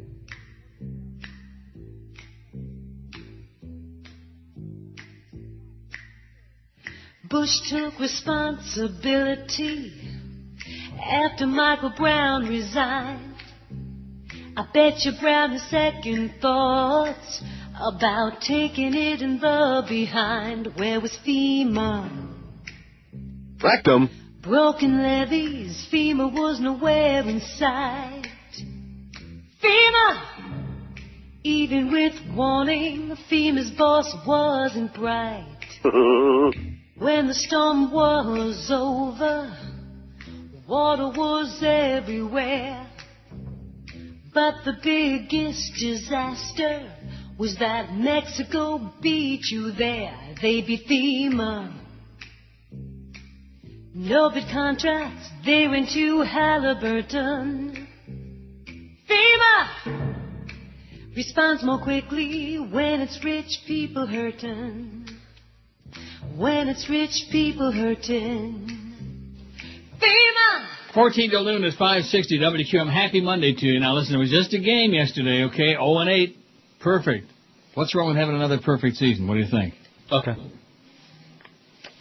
And Josh is upset because he doesn't get to go to the games. Why would you want to go? Well, I don't mind going to a football game, but no, I was asking more that if Chris was getting them, because he's your producer now. Chris doesn't get them because he doesn't want them. Oh, whoa. That was never even an option. It wasn't like, would you be... No, it was, where the hell's the tickets? Where's Ray Perry? My boy needs the tickets. My boy? Yes. My friend the professor? Who's Correct. a personal friend of mine, okay? Have you and I ever even met? Yeah, except I was a nobody intern at the time. We went over this. You had your whole cast and everything going. Are you a personal friend of mine? No. Have we ever gone to lunch together? No.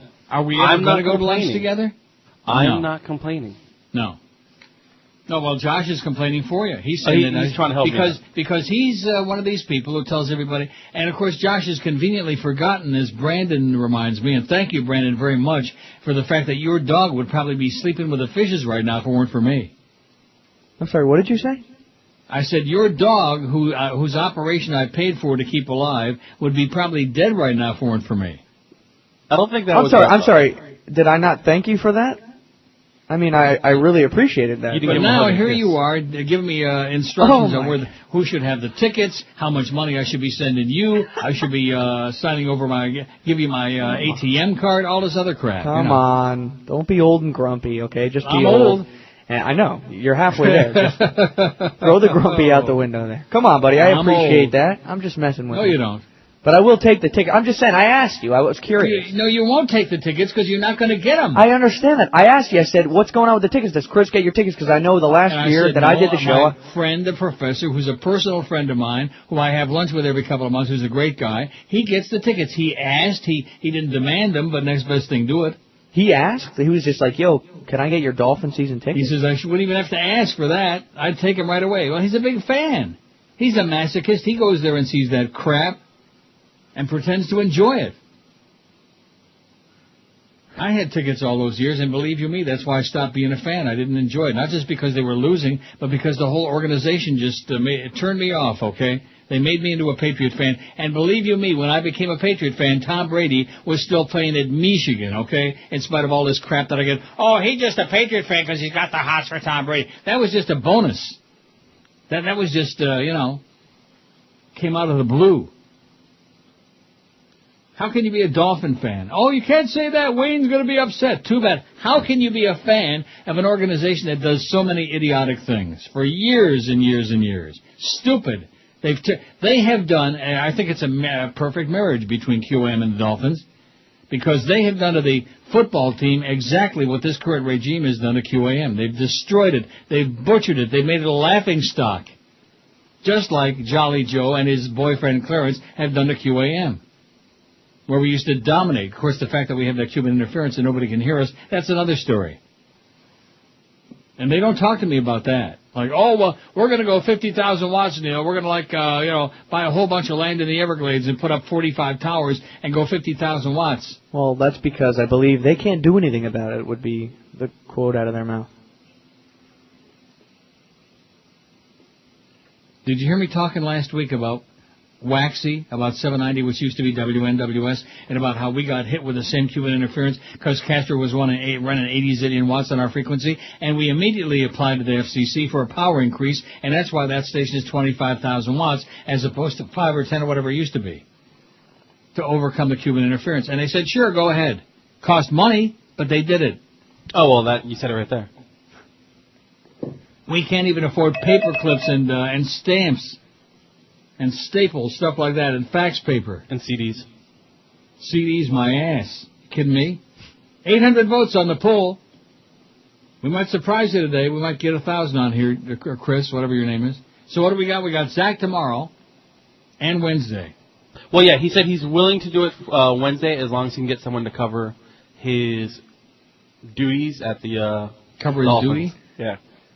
His duties at the Dolphins what? I guess he has to cover practice.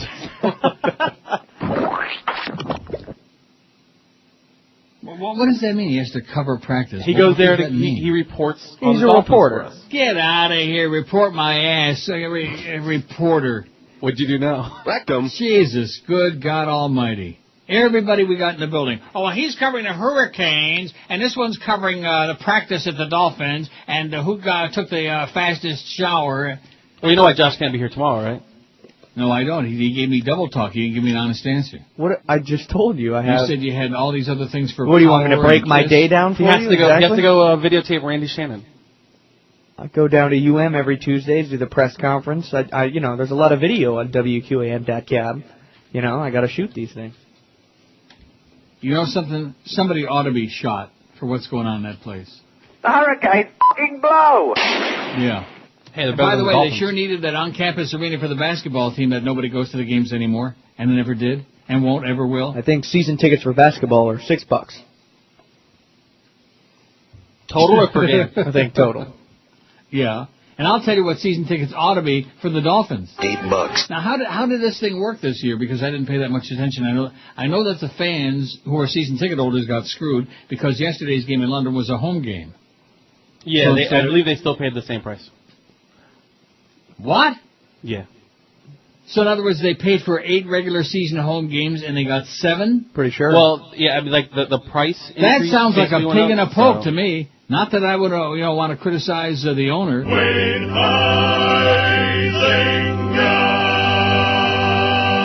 That sounds like a ripoff, okay? It either went up in price or it stayed the same as last year, but they're losing. They needed to play that game in London like I need massive bleeding hemorrhoids, okay? They didn't need to play that game over there. The silly-ass Brits, they got their football with a U, baby. They got that soccer, and they get all liquored up and all beat the crap out of each other and riot and go crazy over it.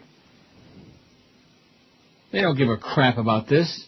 They don't even understand it. They don't get it. They're too stupid to understand it. They don't know the rules. They don't get it.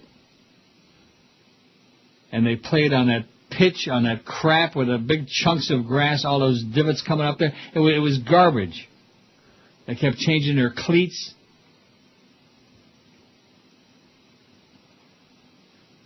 Did you think that was a game? In what way? I thought it was pathetic. Yeah, it was pretty tough to watch.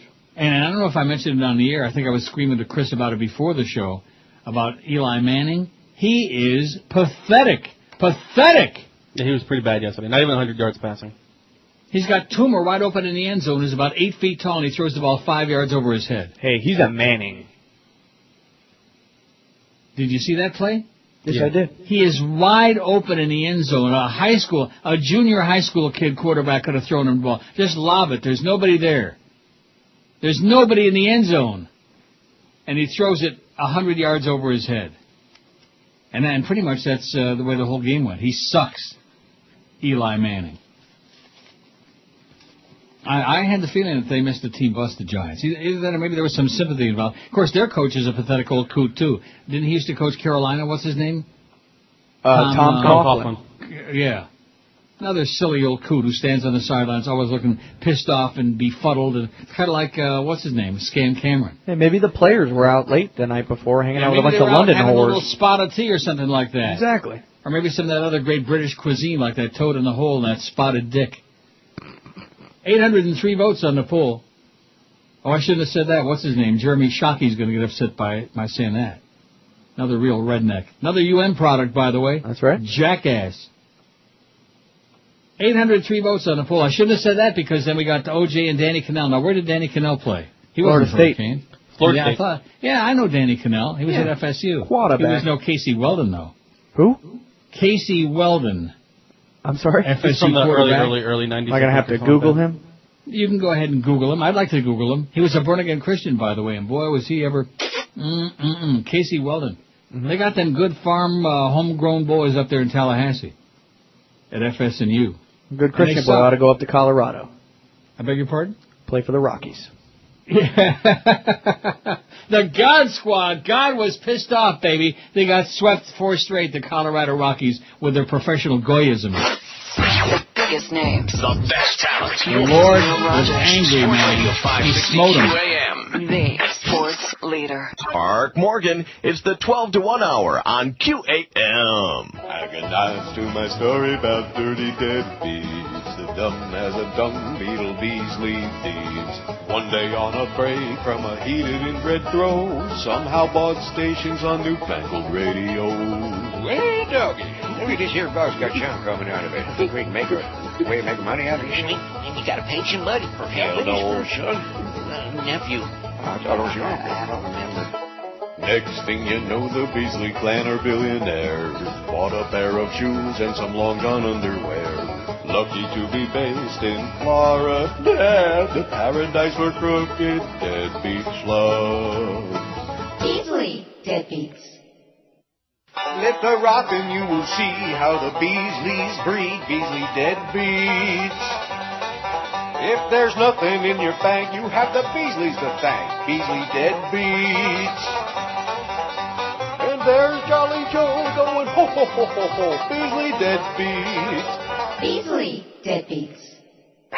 Underhanded and cheap, expecting you to work for free. Beasley deadbeats. Beasley Deadbeats. Despicably low, sycophantic sport hole. Beasley deadbeats. Beasley Deadbeats. Work for BBGI and you'll never get a dime from the deadbeats. Beasley deadbeats. Beasley Deadbeats. 12:01 at 560 WQAM. Boy, this show is flying by today. Thank God for that, because I'm in a coma. I'm like having an out-of-body experience today. Why is that?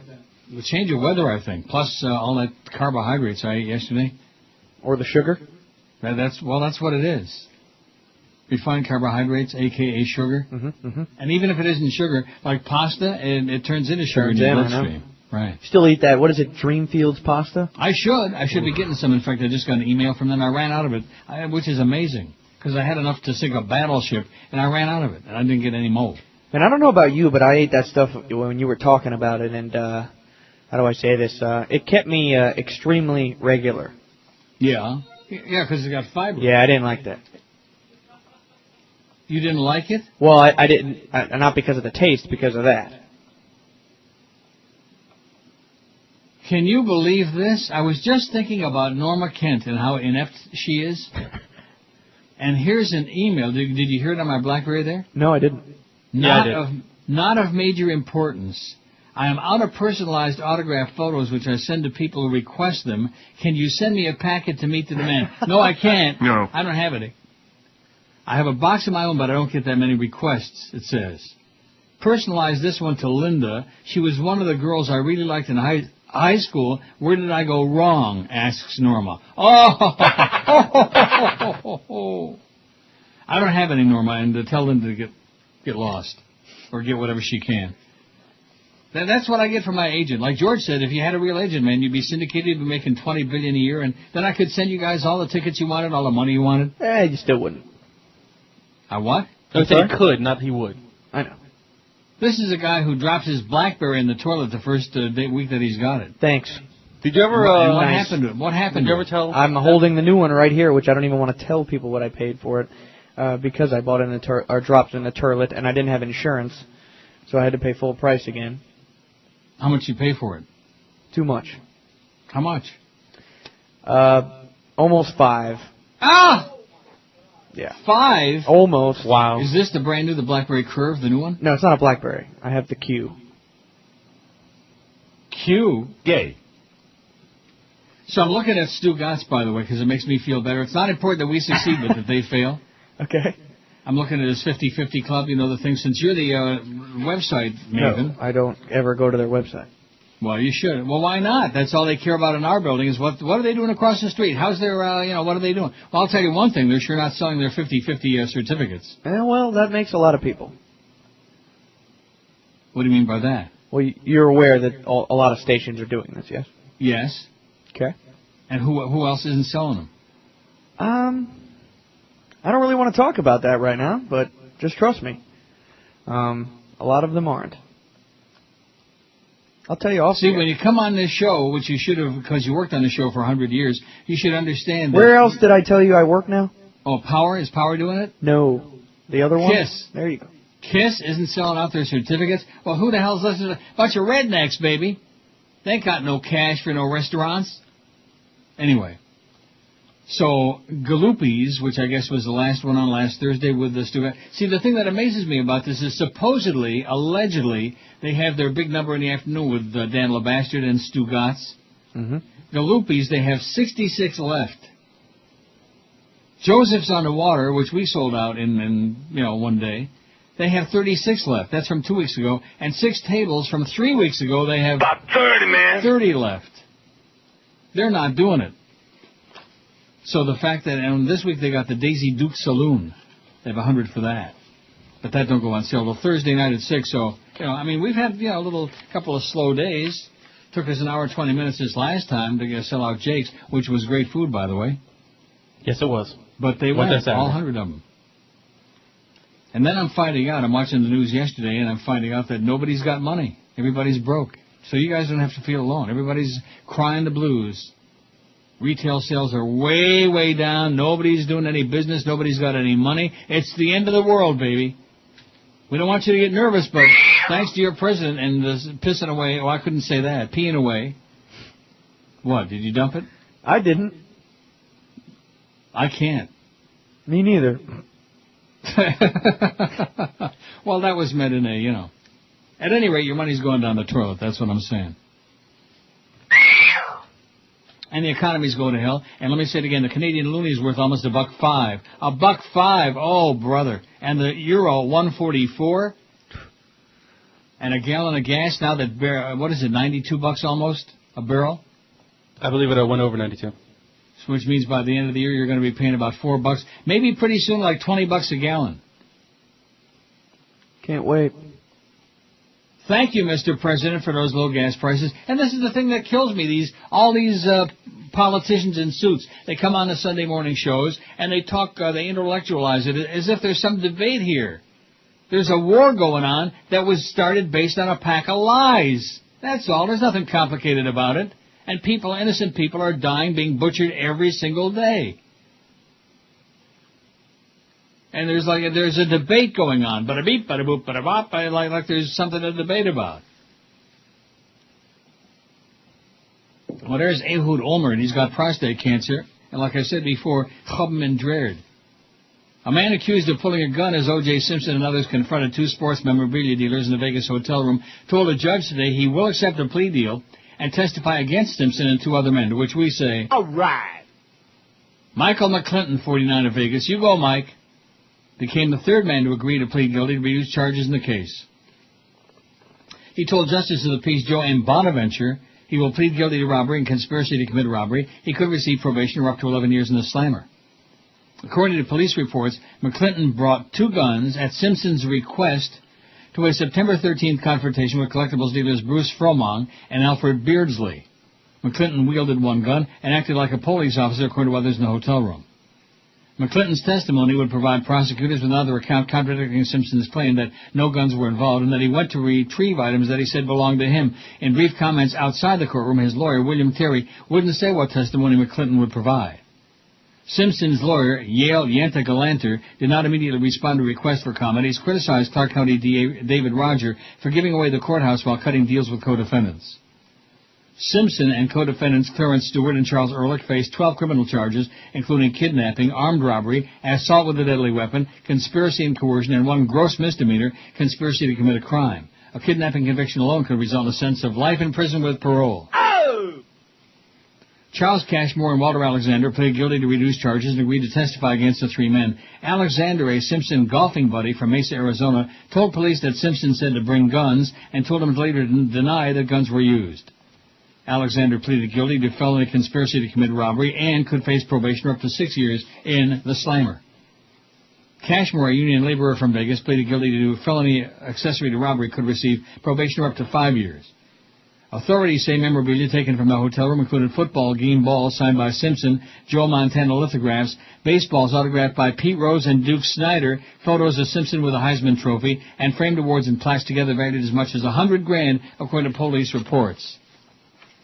See, call me crazy, but I'm thinking that if I get away with double murder, if I get off the hook, because the attorneys played the race card, right, that from that point on, I'm going to be so squeaky clean, man, I'm not going to fart the wrong flavor. You know what I'm saying? But oh no, not O.J., because it's in his blood, man. He can't stop being a professional slime ball. That's him. Whether it's stealing satellite signals or whatever other crap he's doing. Never stops.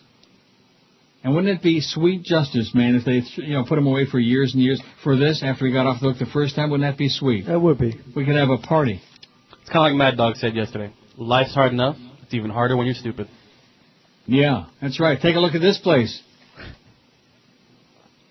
Life is hard enough without these people, and then, boy, they work overtime to make it just impossible. Impossible. Ho, ho, ho! Yeah, there's a real winner for you. How can he still be there? Ask Eddie K. what the morning line odds are his being here by the end of the year. By the time we turn the calendar into 2008, it won't be great if Jolly Joe is still here. Because I'll tell you one thing, the first thing a new GM would do would be hire a real program director, like an adult, not some overgrown sports nerd child who sniffs jockstraps in his spare time and blow-up dolls of every Dolphin player. Can you imagine the Danny Marino blow-up doll that Clarence must be humping every night? Wow. Oh, Danny boy, it's scary. 830 votes on the poll, Chris. I think you might make 1,000 today, and we'll give Josh all the credit for it. No cash, just the credit. Okay. The biggest names. The best talent. This is Neil Rogers. Sports Radio 560 QAM. The sports leader. Get the honey, Junior. Senator Larry Craig was arrested in an airport men's room during an undercover sex sting, accused of soliciting sex from a man who turned out to be an undercover police officer.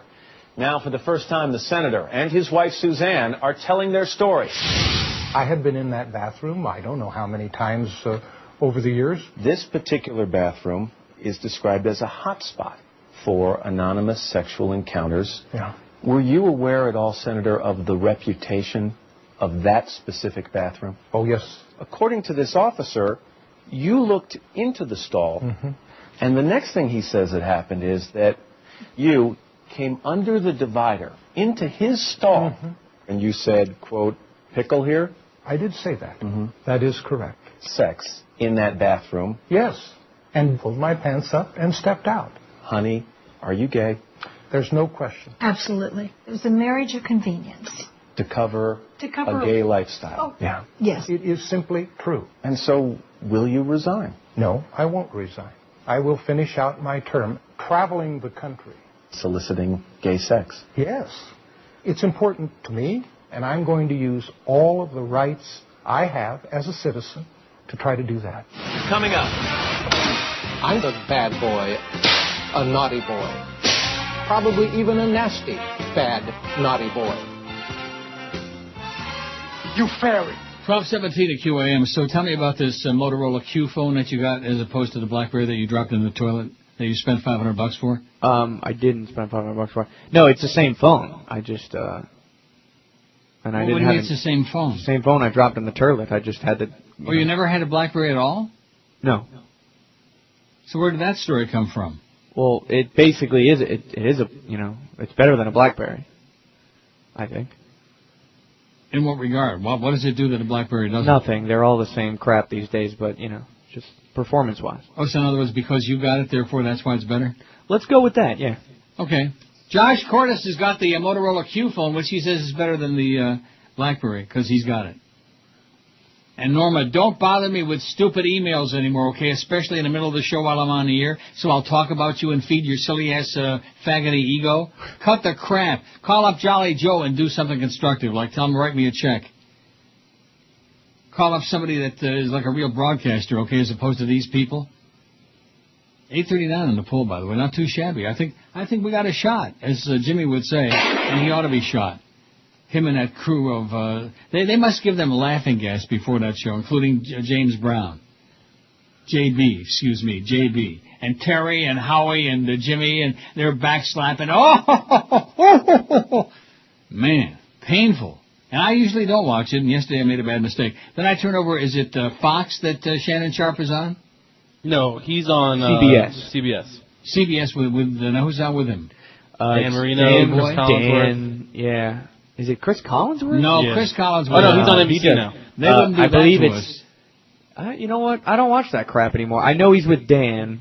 Dan, oh Danny boy. I know that. Oh, Boomer Sison's with him, isn't he? There you the go, Boomer, yeah. No, I think it was the Boomer that said, the Patriots aren't going to score their 40 points this week. They're never going to run on Washington. They're not going to be... Right. No, they didn't score 40. They scored 52 last time I checked, Boomer. But then again, you know what his problem was? He played for the Jets-Suck. Jets suck. That's his problem. A sentimental montage broadcast by Fox as part of its World Series coverage included President Bush's opening pitch during Game 3 of the 2001 World Series, a month and a half after the 9/11 attacks, as one of the greatest moments in baseball championship history. Oh, yeah. The Fox montage, which placed the president's ceremonial throw alongside some of the sport's most celebrated events, including Babe Ruth's and immortal 1932 called shot home run, used actors posing as firemen to set the scene. The president's at Yankee Stadium, one fireman says as he watches television footage of Bush riding on the pitcher's mound. He's in our uniform. A strike, another calls out as Bush throws the ball to home plate. Oh, gag me with a prune. According to coverage at the time by Sports Illustrated, New York Mayor Rudy Giuliani, an ardent Yankees fan, and Senator John McCain, Republican of Arizona, sat in the box next to the dugout. Bush's appearance shows we're not afraid, we're undeterred, and that life is moving on the way it should, Giuliani told a reporter. Yankees fan Giuliani, who swore just a few months ago that he would never root for another team, even to win the presidency, declared last week that he was supporting the Red Sox in the just-ended last night World Series. How can a Yankee fan root for the Red Sox? Exactly. Maybe he didn't like those professional Goyim, although I doubt it. Colorado Rockies. Oh, there's Swillery. Clinton. And later, and Barack Obama, who's falling 6,000 points behind in the polls, is saying, no more Mr. Nice Guy. I'm going to roll up my sleeves. Yeah. A little bit late now, Barack. What else he been waiting for? 851 vote on the poll. If we can make it to 9, a little over 900 by 1, then we're going to shock the free world. Because we had a pretty weak start on this. And you want to know why? Why? It's a crappy poll. I mean, Unable to Care Less is winning by so far 322. So what does that tell you? I mean, even the people who are football fans, now I voted for, happy as hell. Although I'll be happy to pray for 0-16. Either one of those is fine with me. There are a lot of people in our audience who just don't care about this crap. Do you understand? I know far be it for me to call something as important as the NFL, and I do watch it religiously every week. Religiously. I have the package, and I flip around, and I watch it all. So I saw virtually all of the Dolphins-Giants games, such as it was, piece of crap. Garbage, and I saw virtually all of the Patriots game, which was one hell of a game. Oh, they're running up the score. Good. Running up to 150. You want to know why? Joe Gibbs is another one of these born-again ass wipes. See, I almost said it. Joe Gibbs, am I right? I would have dumped you that time. Another born-again idiot, Joe Gibbs. They suck, by the way. And who's that high school kid they got playing quarterback? Jason Campbell. Is that his name? Yep. Yeah. He's awful. Pathetic. Am I right? Yeah, against the Patriots he was. He is even worse than Eli Manning, and that's saying a lot. Eli Manning to me is just... I don't want to get too sportsy, though. No, Jason Campbell was better than Eli yesterday. Eli Manning is just... He's humiliating and disgraceful.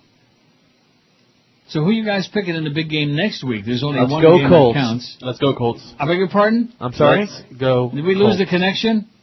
Yes, we did. Gee, I thought Josh was jonesing for a check in December for all that fine work he does with those stories. I mean, come on, Tom. Yeah. Come on, Tommy, baby. Wes Welker. Get it up one more time. Well, send it to me in December. Don't send it to me in November. Why not? Because I need it in December. You need it for what? Another trip to Vegas? No, Christmas, man. Oh, Christmas, Goyish holidays, huh? That's right. What about Chinooka? You don't celebrate Chinooka? Send me a check for Chinooka, too, man. David Schuster, substituting for Keith Olbermann as host of Countdown, reported last Thursday that Rudy Giuliani's description of himself as the only candidate who foresaw the danger posed by Al-Qaeda before 9/11 has now been refuted by a leaked document. Come to find out, he didn't know nothing. Typical of Giuliani's claims on the campaign trail is a speech he gave last summer in which he said of the pre-9/11 period, Bin Laden declared war on us. We didn't hear it. I thought it was pretty clear at the time, but a lot of people didn't see it, couldn't see it. Wayne Barrett, reporter for New York's Village Voice and author of Grand Illusion, The Untold Story of Rudy Giuliani 9/11, has now obtained leaked memos describing Giuliani's testimony before the 9/11 Commission, which directly contradict that claim. Barrett told Schuster that, taken as a whole, Giuliani's testimony was a confession of ignorance. He basically said, I knew nothing about al-Qaeda. For example, Giuliani acknowledged that even though he had received information on threats between 1998 and 2001, at the time I had no idea it was al-Qaeda. He further told the commission that after 9/11, we brought in people to brief us on al-Qaeda. We had nothing like this pre-9/11, which was a mistake. Giuliani's testimony, like that of other witnesses describing New York City's response on 9/11, was supposed to remain secret until after the 2008 presidential election. Surprise! Barrett also emphasized Giuliani's continuing ignorance of technological systems involved in the fight against terrorism. As late as April of 2004, when he testified before the commission, Giuliani admitted he didn't know much about a New York Police Department system called ComStat, which he's now saying he'd like to see extended nationwide. He was also unable to answer questions about the malfunctioning radios, which caused many deaths among firefighters, or about a repeater installed in the World Trade Center after the 1993 bombing to amplify radio communications. He still wasn't studying the response issues, Barrett said. He didn't know nothing. Old Rudy. And what is this thing with Rick Sanchez on CNN? Why is he on like 24/7 now? What is that? Is that part of the evil empire at CNN? Is that they're trying to like finish us off? Ricky Ticky Sanchez. Blah, blah, blah, blah, blah, blah. A lot of pukers, baby. That's what it's all about. When in doubt, puke it out. But he's all a great over singer. Radio. What? He's a great singer, so. I'm not playing that today. Nice try. Where's the thing I'm looking for? I don't know. I'll find it. Just relax, okay? It's Monday. I don't want any pressure on a Monday, especially with George away this week. Now, do you think George went away for the week? No, he didn't. Why do you say it like that? He can't afford to? Because he hasn't gone anywhere in like he can't afford 5 years or something more. Enough with the puking! That's what I was looking for. I found it. Enough with all the pukers on the air. Blah, blah, blah, blah, blah, like Kenny Walker. He was a real puker. 853 votes on our world-famous poll on NeilRogers.com. Don't be fooled by some of those other imitators like the KISS website, which Chris also, or Josh does. You do that one? Yes, I do. It looks great. Now, what is it? Is it the KIS? WKIS.com. Well, let me check it out during the break. Go ahead and do that. 27 past noon. Amoeba, trauma, amoeba, the blubber. Okay? More twists and turns in the doggy dispute involving Ellen DeGeneres. The celebrities, the drama, the tears, things are going so terribly wrong right now. Ellen's talk, how long will this go on? Ellen's talk, I don't care who is wrong. Ellen's talk, the news goes on and on. Ellen's talk, can we make the story gone? Ellen, didn't you follow their stupid rule? Their stupid rule. They took Iggy out. It was cruel. Yes, it was cruel. Was this rescue group on a power trip? On a power trip. Or is Ellen the one who should get a grip? You know I'm trying hard to care, but it makes me scream.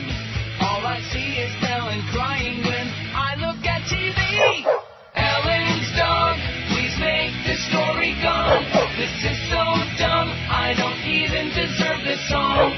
Ellen, can't you see just what the story needs? A trip to Vietnam to make a meal of Ellen's dog. You're eating dog.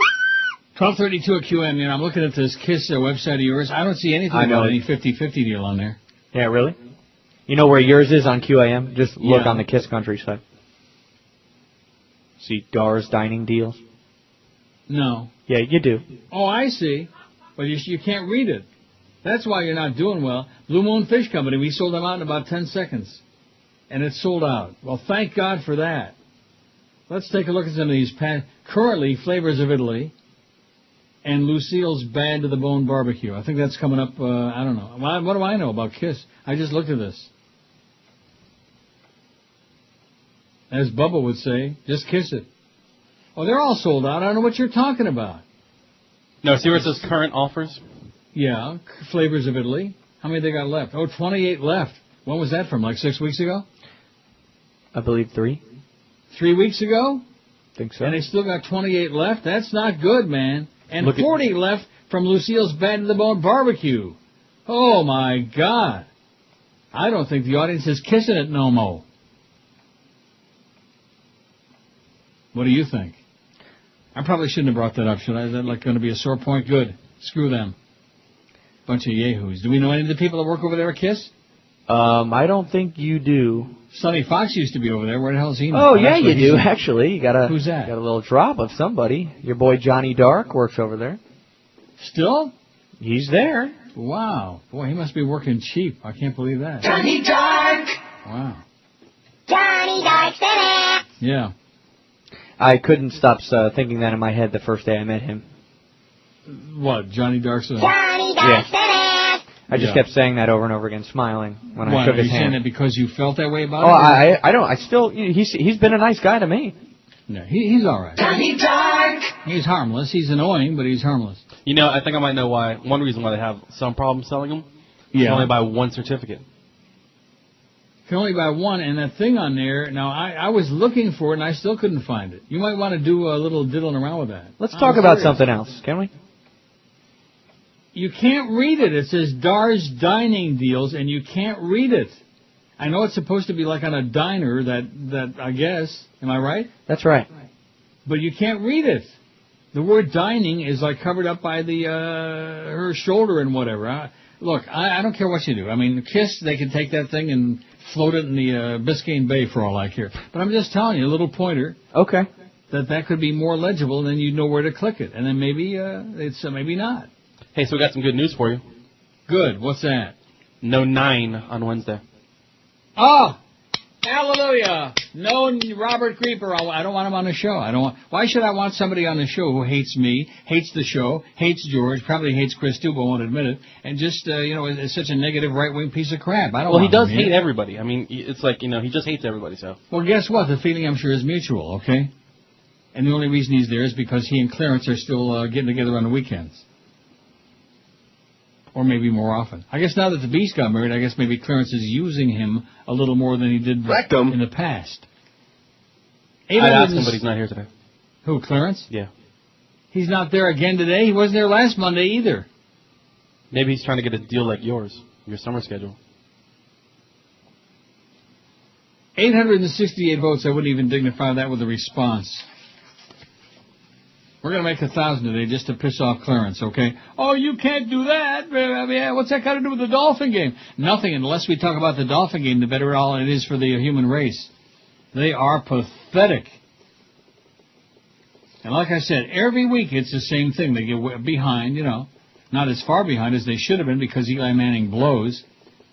And then in the last minute or two of the game, they score some meaningless points, and it gives it like in the Jets game. And look how bad it turns out the Jets are. Look how pathetic. Jetsusck big time. Man, they are tragic. All right, enough of the sports, Neil. Stop it. Well, it's just that there's a lot of stuff going on. We had the World Series last night. I watched quite a bit of that, as a matter of fact, and I stayed up till the end. I'm sorry. I know you're a baseball fan. No, I'm not. Then why'd you watch it? Boring. Because it was the World Series. It was the final game, and I knew it would be. I was hoping it would be because I hate the Rockies. And is there anybody on either one of those teams that's not from Japan? Jesus, God. It's one thing when the Japanese took over. First of all, they bombed us in Pearl Harbor, and then we dropped a couple of nukes on them to straighten their ass out. And now they're making all those cheap cars and TVs and stereo equipment and now baseball players. And they bought up like 2/3 of Hawaii, and God only between the Saudis and the Japs, nobody owns anything in America anymore except maybe Donald Trump and Merv Griffin, and he's dead. 869 votes, so our target is to get over 900 by the top of the hour and then make a nice run toward 1,000. A real nice run. That kid that filled in yesterday for downtown Ronnie Brown, he played pretty good. Jesse Chapman. Yeah, he played. Do you think he had a couple of good runs? Yeah, I think he is good. He's been playing good. I thought he showed some real effort, some real energy out there, which, of course, for this organization is very unusual. I tell you what, if everybody on the Dolphins played like him, they'd win about 2 games. Well, there you go. And you want the tickets? Wow. You just want to scalp him. Well, good luck. I do good not. luck on that. So you ready to see John Beck play?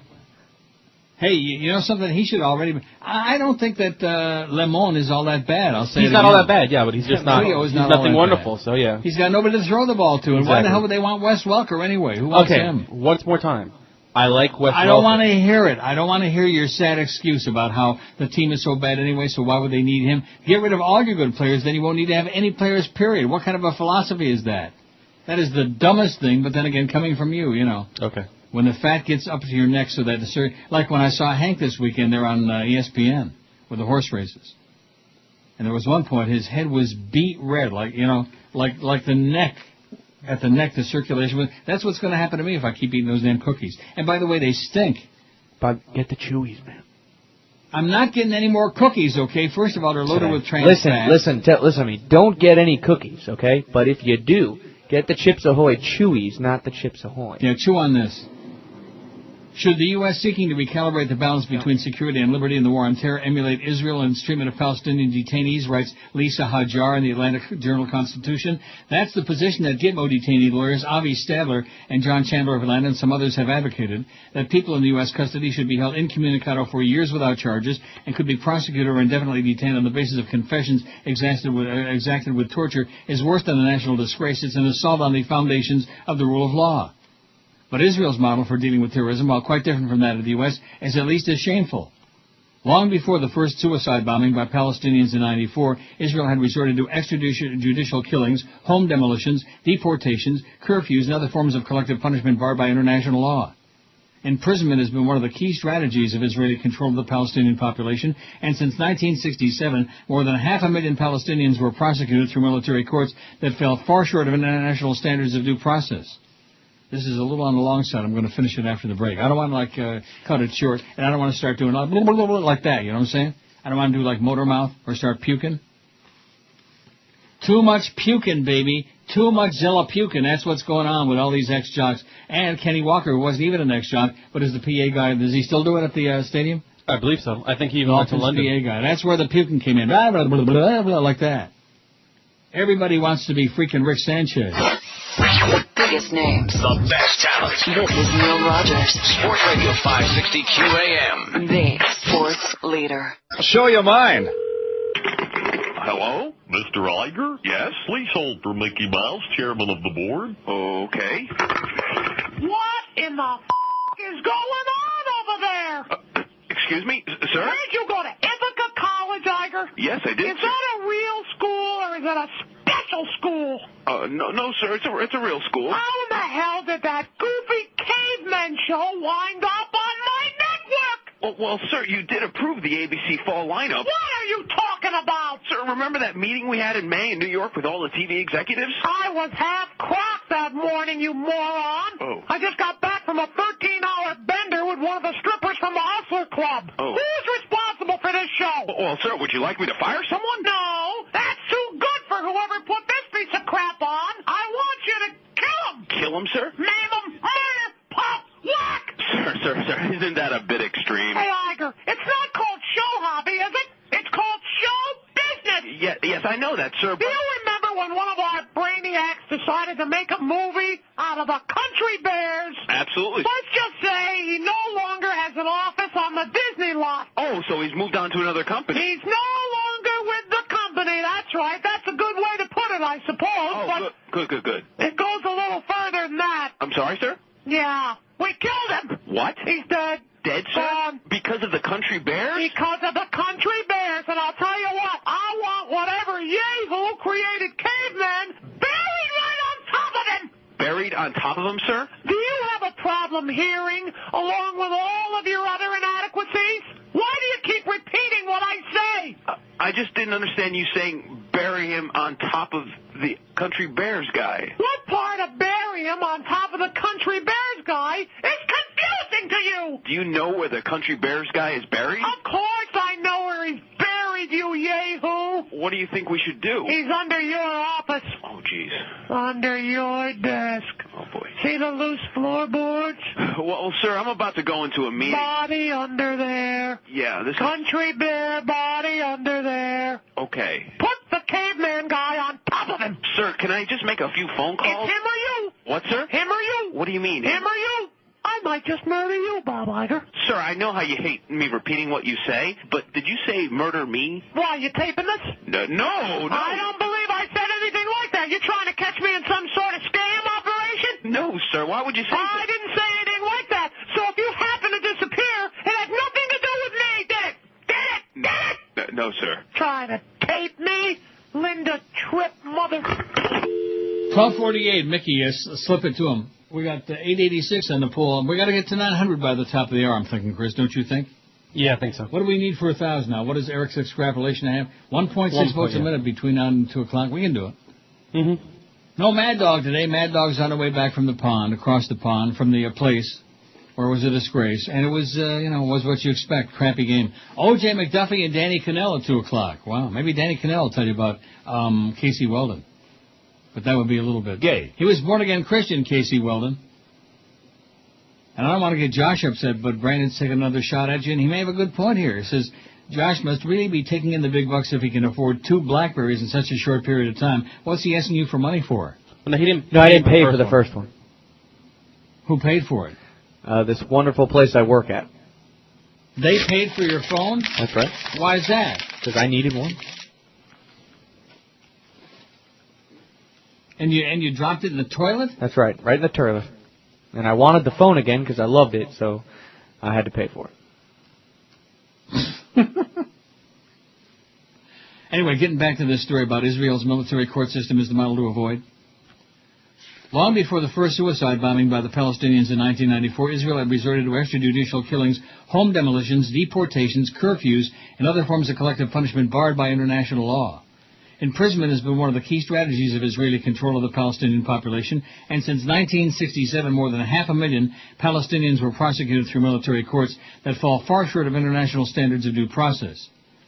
Most convictions are based on coerced confessions, and for decades, Israeli interrogation tactics have entailed the use of torture and ill treatment. Tens of thousands more Palestinians were never prosecuted, but were instead held in administrative detention for months or years. Israel had the ignominious distinction of being the first state to publicly and officially legalize torture. Adopting the recommendation of an Israeli Commission of Inquiry in 1987, the government endorsed the euphemistically termed moderate physical pressure, and tens of thousands of Palestinians suffered the consequences. In 1999, the Israeli High Court prohibited the routine use of moderate physical pressure, but the ruling left open a window for torture under exceptional circumstances. These tactics, many of which have been used by American interrogators against foreign prisoners, include painful shackling, stress position abuse, protracted sleep deprivation, temperature and sound manipulation, and various forms of degrading and humiliating treatment. In an interview with 3 Israeli interrogators published in the Tel Aviv newspaper Ma'ariv in July 2004, one said the General Security Service uses every manipulation possible up to shaking and beating. About 10,000 Palestinians are imprisoned inside Israel, and more than 800 are administratively detained. Their families in the West Bank and Gaza Strip are barred entry to Israel, so Palestinian detainees are in that sense as isolated as prisoners in Guantanamo. Just last week, the Israeli Supreme Court had to order one of the most notorious detention facilities to allow prisoners 24-hour access to toilets. Maybe they'll find Josh's cell phone. The Israeli military court system compares to the U.S. military tribunal system established for Gitmo in ways that U.S. lawyers like Stadler and Chandler deplore. In addition to the reliance on coercive interrogation to produce confessions and justify continued detention, prisoners in Israeli custody can be held incommunicado for protracted periods, and lawyers face onerous obstacles in meeting with their clients. While it's true that detainees are brought before an Israeli military judge at some point, this process is hardly impartial. Such hearings tend to be used to extend detention, often take place in interrogation facilities, not in courts. Detainees are rarely represented by lawyers or apprised of their rights, including a right to complain about abuse or to assert innocence. Failure to assert innocence at this hearing can be used as evidence of guilt. Any information, including hearsay and tortured accounts from other prisoners, can be used to convict or administratively detain Palestinians.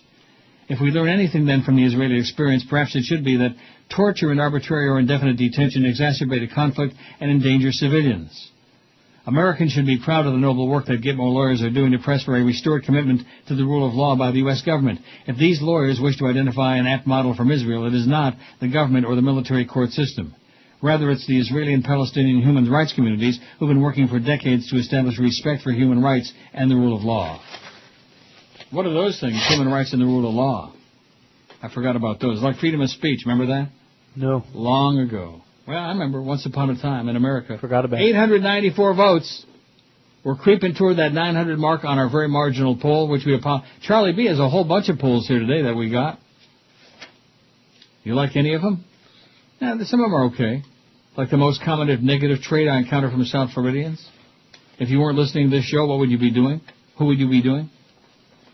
What's the best perk Neil can look forward to on turning 65? Oi! We don't have any early bird dinners here, I don't believe. Maybe that's a good reason to come back to South Florida.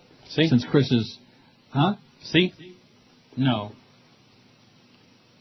Not going to happen. Ain't going to happen anytime soon. Well, maybe in a couple of months. Maybe I'll come down in December and bring that check for Josh. Now, when in December are you going to... before Christmas.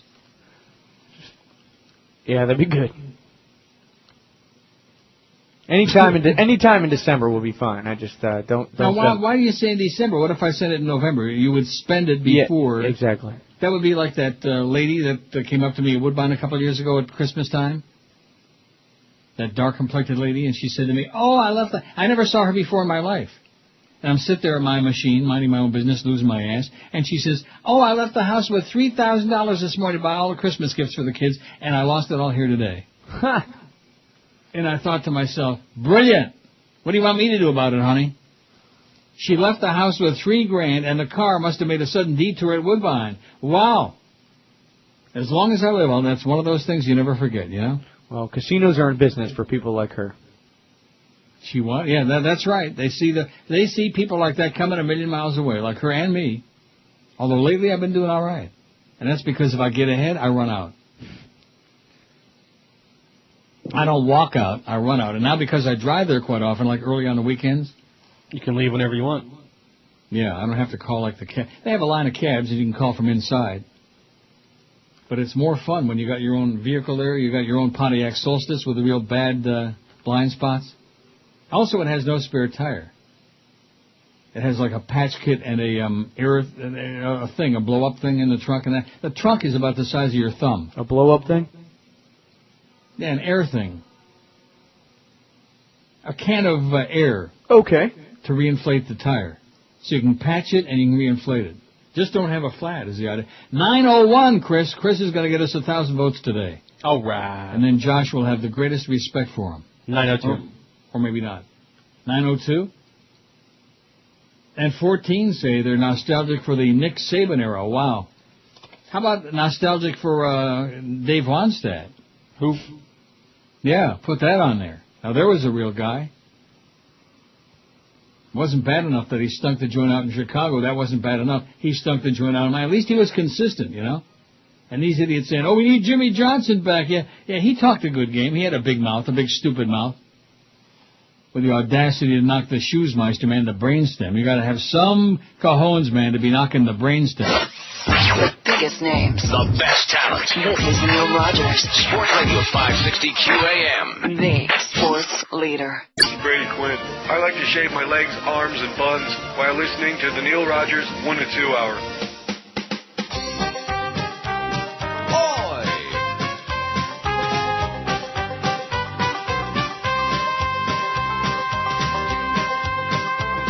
Miami has the Dolphins, still the worst football team. They're every gambler's nightmare. They're every bookie's dream. They can't score any touchdowns, not even one field goal. And when you say Miami, you're still talking toilet bowl, 'cause they're the Miami Dolphins. Miami Dolphins. Miami Dolphins number. How many teams in the league? 32. Miami Dolphins. Miami Dolphins. Don't bet on them, you'll always lose. The Dolphins can't beat anyone, can't even beat the spread. I wish that Vince Lombardi could come back from the dead. Nick Saban makes them practice while he wears that stupid hat. He'll end up like their last head coach, that loser Dave Wannstedt, and they're the Miami Dolphins. Miami Dolphins. Miami Dolphins number. How many teams in the league? 32. Miami Dolphins. Miami Dolphins. I miss Don Shula. How about you? Some Dolphins are in trouble. with lots of legal strife. Their tight end likes to work out by beating up his wife. Half the team are criminals, the other half's on drugs.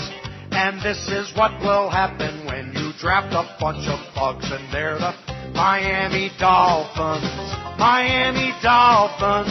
Miami Dolphins number. How many teams in the league? 82. Miami Dolphins. Miami Dolphins.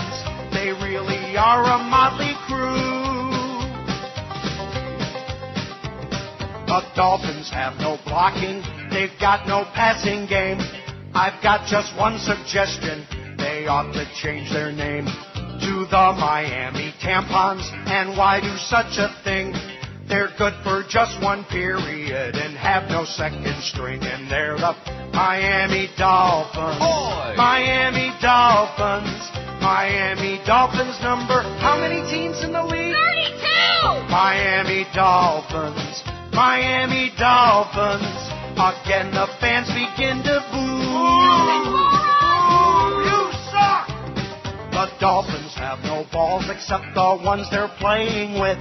I just can't wait to see how Ricky Williams takes a hit. It doesn't matter if he never has another choke. It seems that this team's playoff dreams have all gone up in smoke. And they're the Miami Dolphins. Miami Dolphins. Miami Dolphins number, oh what the hell, 32. Miami Dolphins, Miami Dolphins, Miami Dolphins, now they're through.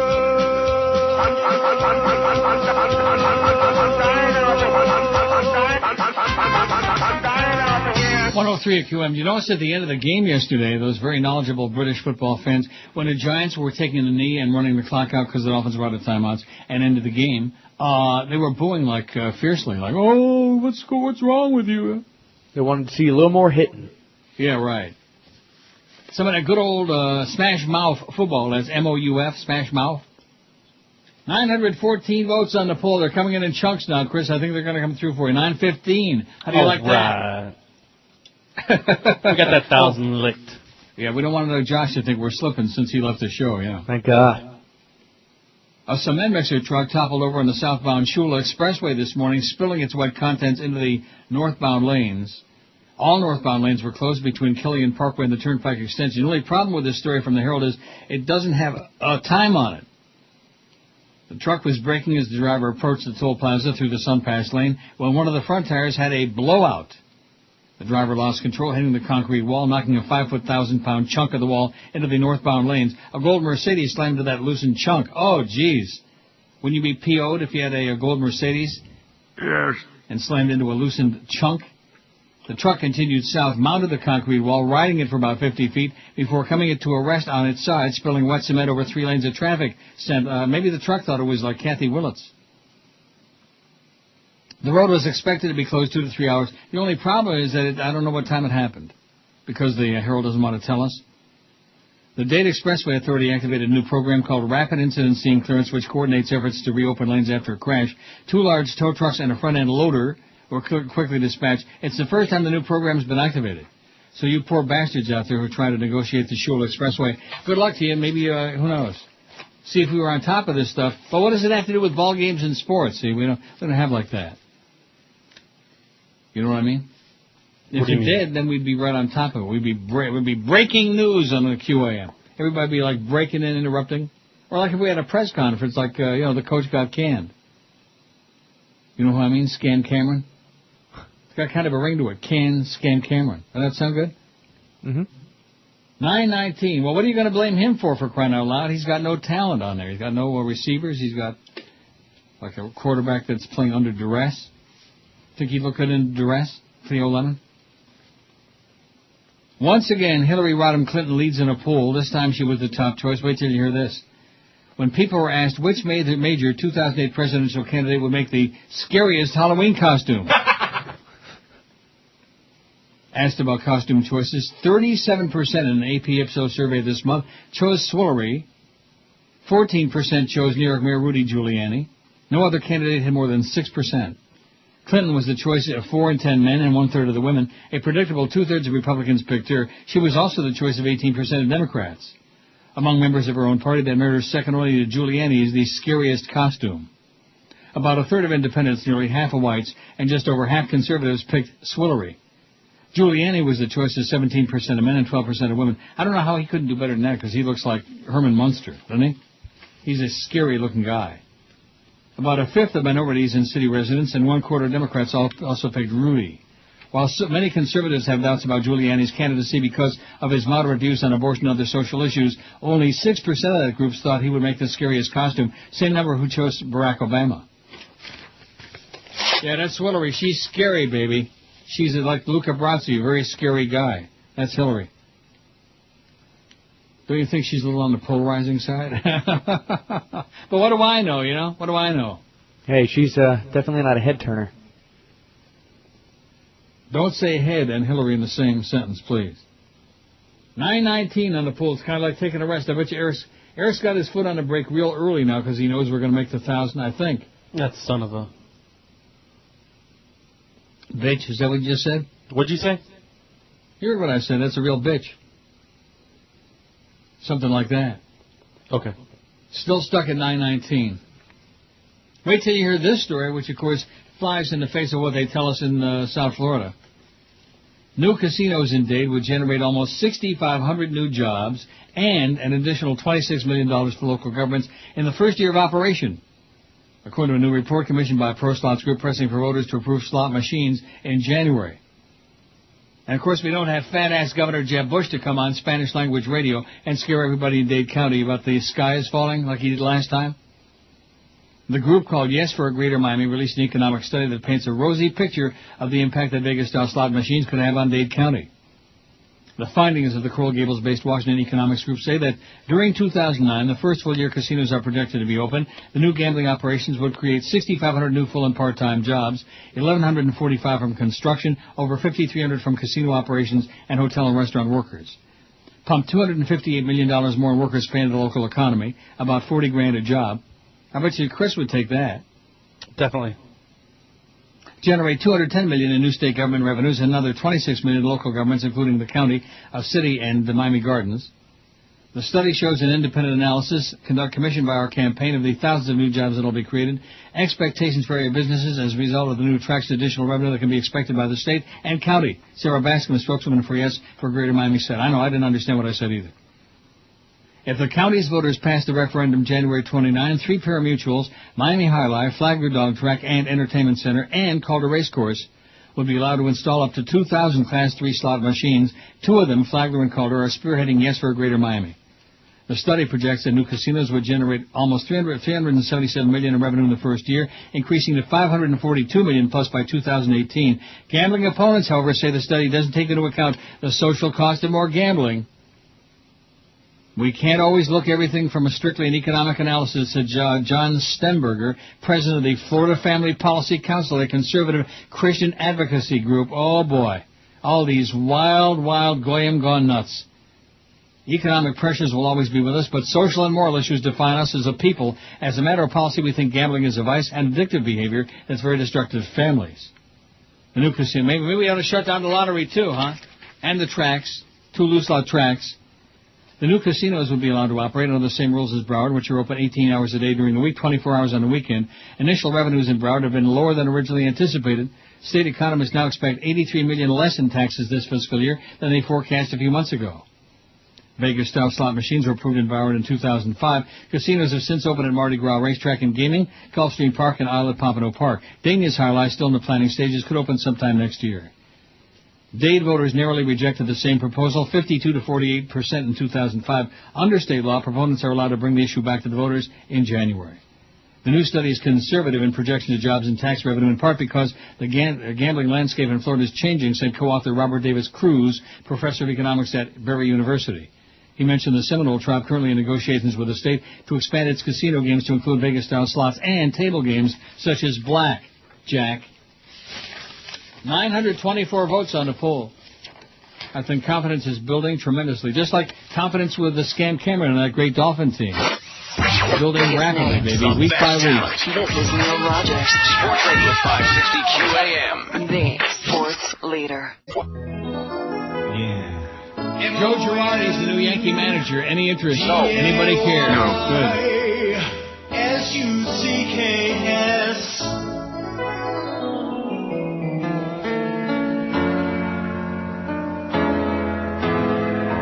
Is it done orally, or does it involve your behind?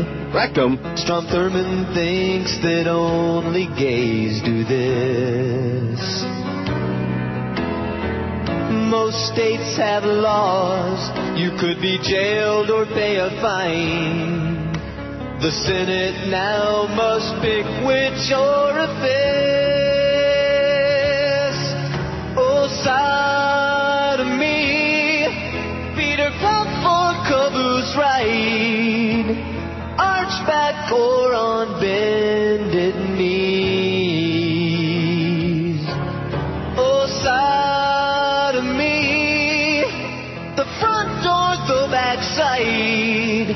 Just go and ask Ted Kennedy. As long as my face is in the Senate, you'll have a seat. People without health care, folks lacking livelihood. The way they act is really what is lewd. Well, there's Helms, D'Amato, Specter, and horny Bob Packwood. No matter where you stick it, we get screwed. Lobotomy, the Senate's lost its mind. There's hunger, drugs, and crime, God knows. Lobotomy, they're saving all mankind with hearings on fellatio.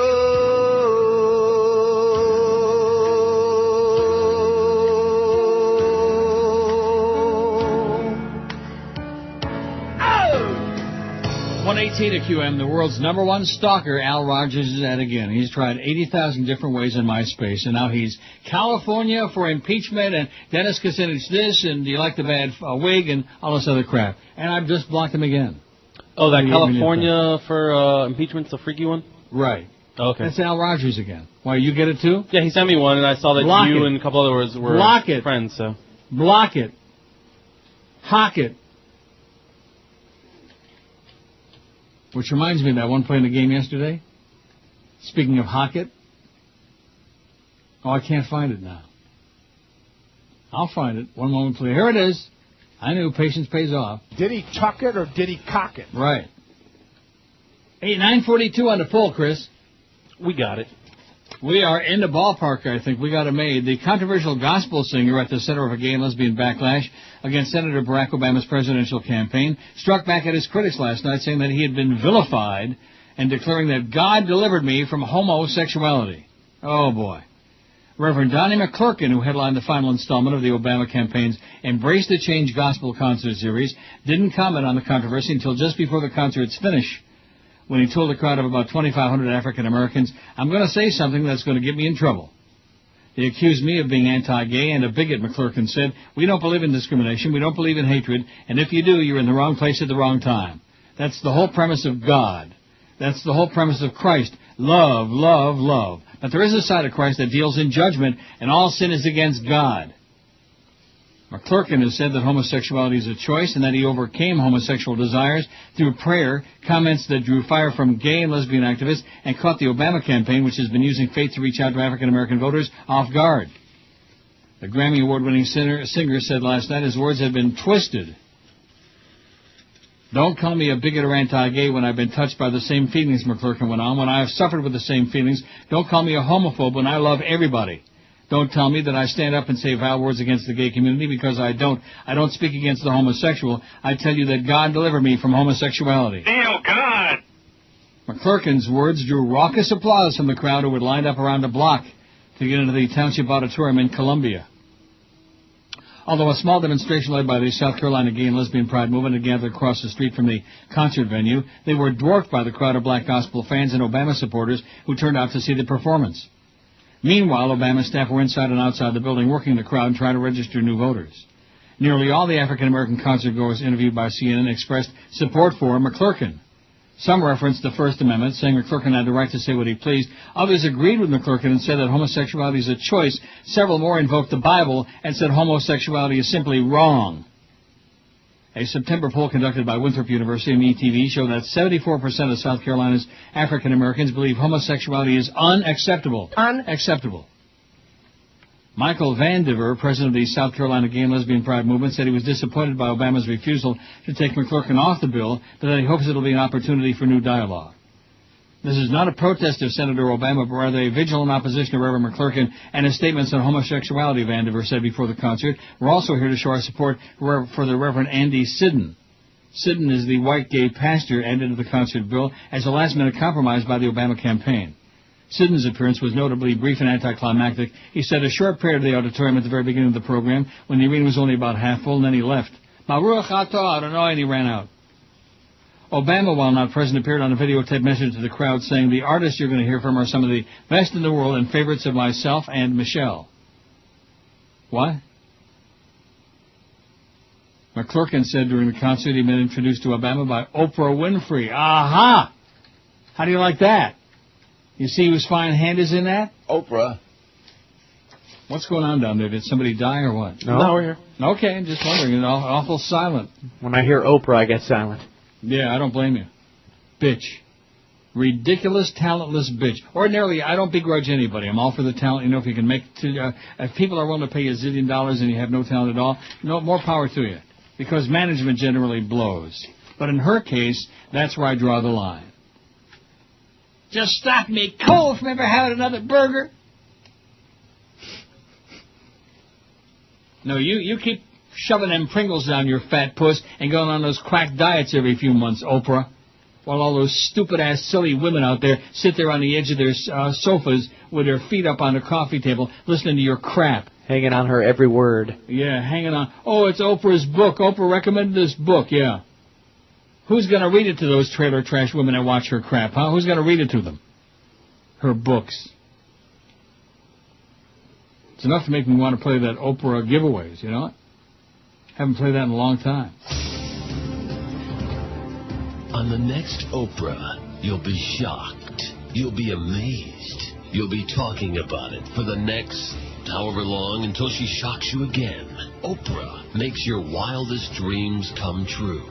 Today, everyone in the studio audience, all 276 members, get a brand new liver. Everybody gets a liver! Everybody gets a liver! Then, tomorrow, all 276 studio audience members get a brand new uvula. Everybody gets a brand new uvula!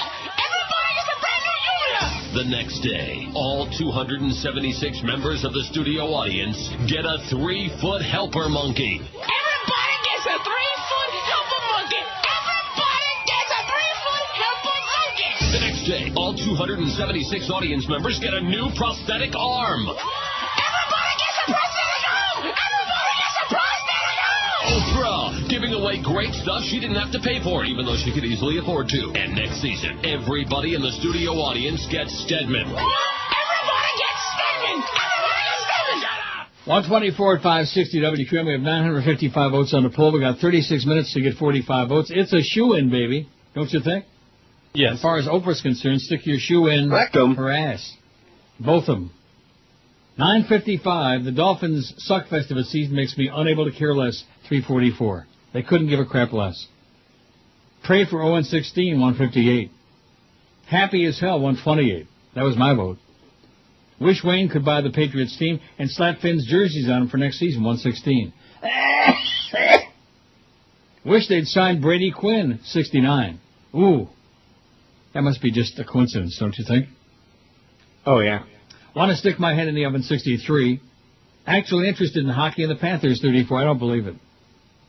Want to unload my season tickets to anybody who'll take them, 22. Josh Cordes will take them if they're free. Sure. Nostalgic for Nick Saban, 16, and nostalgic for Dave Wanstedt, only 5. And how do you like the Scan Cameron era so far?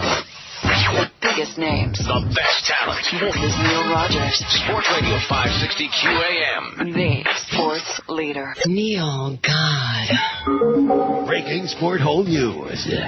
We interrupt this program you want to hear for something that only a few sycophant sport holes in management are interested in. Dolphin coach Cameron Cameron Swayze is holding a press conference now in progress. We'll just have to work harder and give it 100%. I'll take questions. I got a question. You know you stink. Why do you always answer the same way? Ow! What'd you do that for? I didn't like that question. Ow! Now rephrase it. Hey, what are you doing here? I'm with Kent State Security now, you moron. Ow! Now go ahead and ask your question. Okay. Why are all sport holes dumber than dog do? Ow! That hurts, Mo. I didn't like that question either. Ow! What's that book you're holding? Ow! Let me see that. Sport Hole Guide to Fantasy Dating. I'll take this. That's mine! Ow! Not anymore, it ain't. Ow! Now scram. Ow! Ow! Ow! Stop it now! Ow! Ow! Don't tase me, Mo! Yeah, maybe you're right. Put it there, chum. Ow! I got your taser now! Now see here. How do you like it? Give that taser back.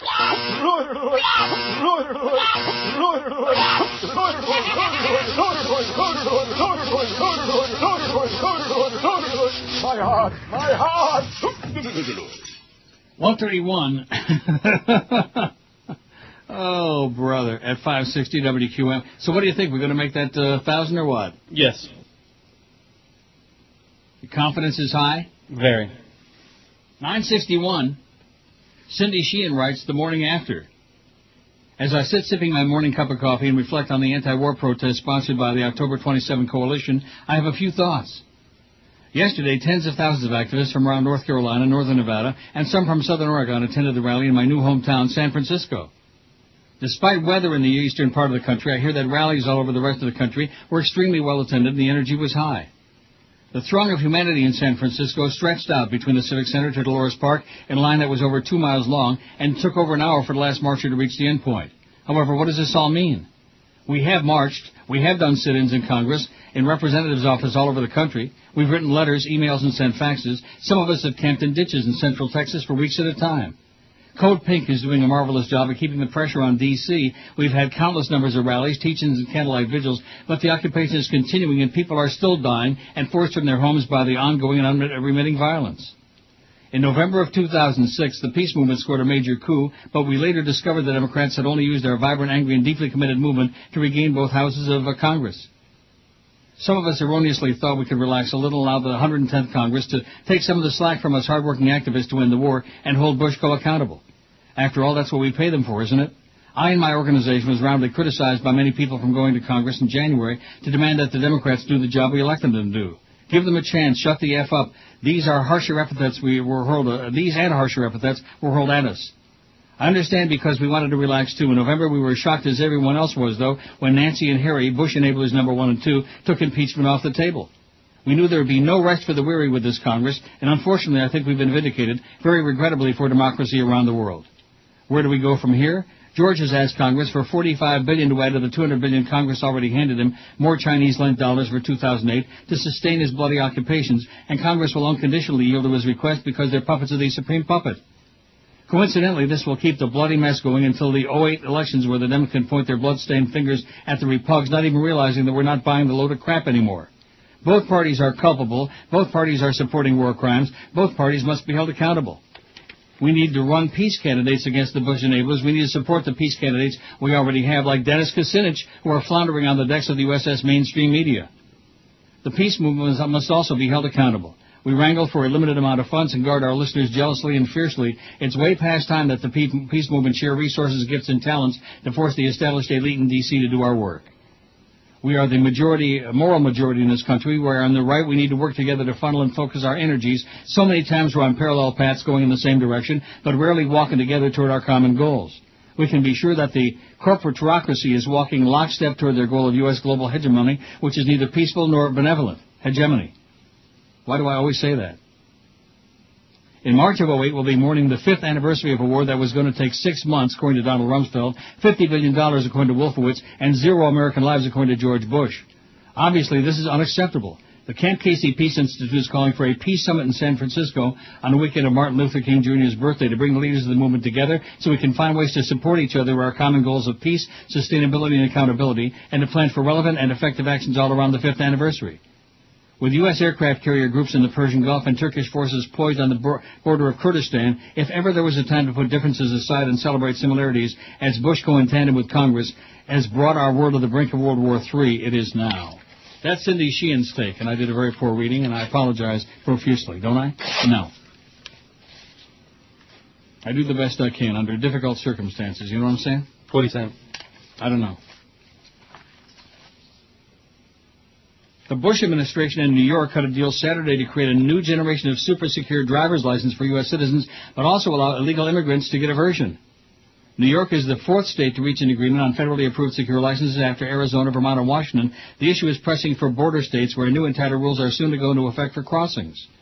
The Arizona deal announced in August it doesn't contemplate issuing license to illegal immigrants. The proposed Arizona version would not be available to anyone illegally in the country, since one of the intended uses of the 3-in-1 identity card would be to prove U.S. citizenship. It could be used as a license, as proof of citizenship, and as a passport like document valid for travel in Canada, the U.S., and Mexico. It will be voluntary and available for a small fee. The New York deal comes about a month after Governor Eliot Spitzer announced a plan where illegal immigrants with a valid foreign passport could obtain a license. Saturday's agreement with the Homeland Security will create a 3-tier license system in New York. It's the largest state to sign on so far to the government's post-9/11 effort to make identification cards more secure.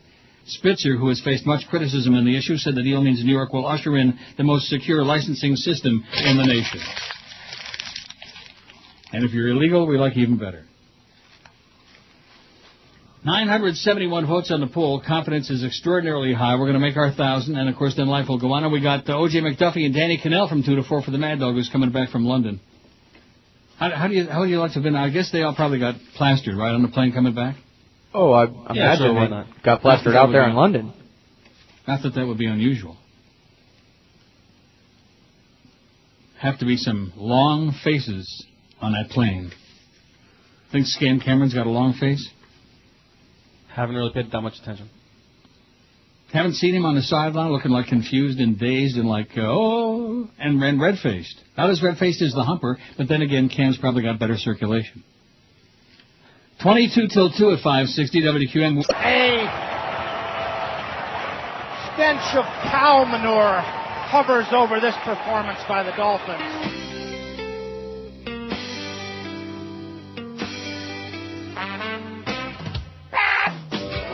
Don't get too cerebral. Bad news brings me down. I'd rather know nothing. Keep my head in the ground. I'll leave it to corporate for my thoughts to be found. I live for the moment. All that matters is now. My brain I don't use, I just tune information right out. If I feel like some news, tame and fluff, then CBS KT corrects my down. Don't get too cerebral, I'm too self-absorbed. I like my mind feeble. Big words make me bored.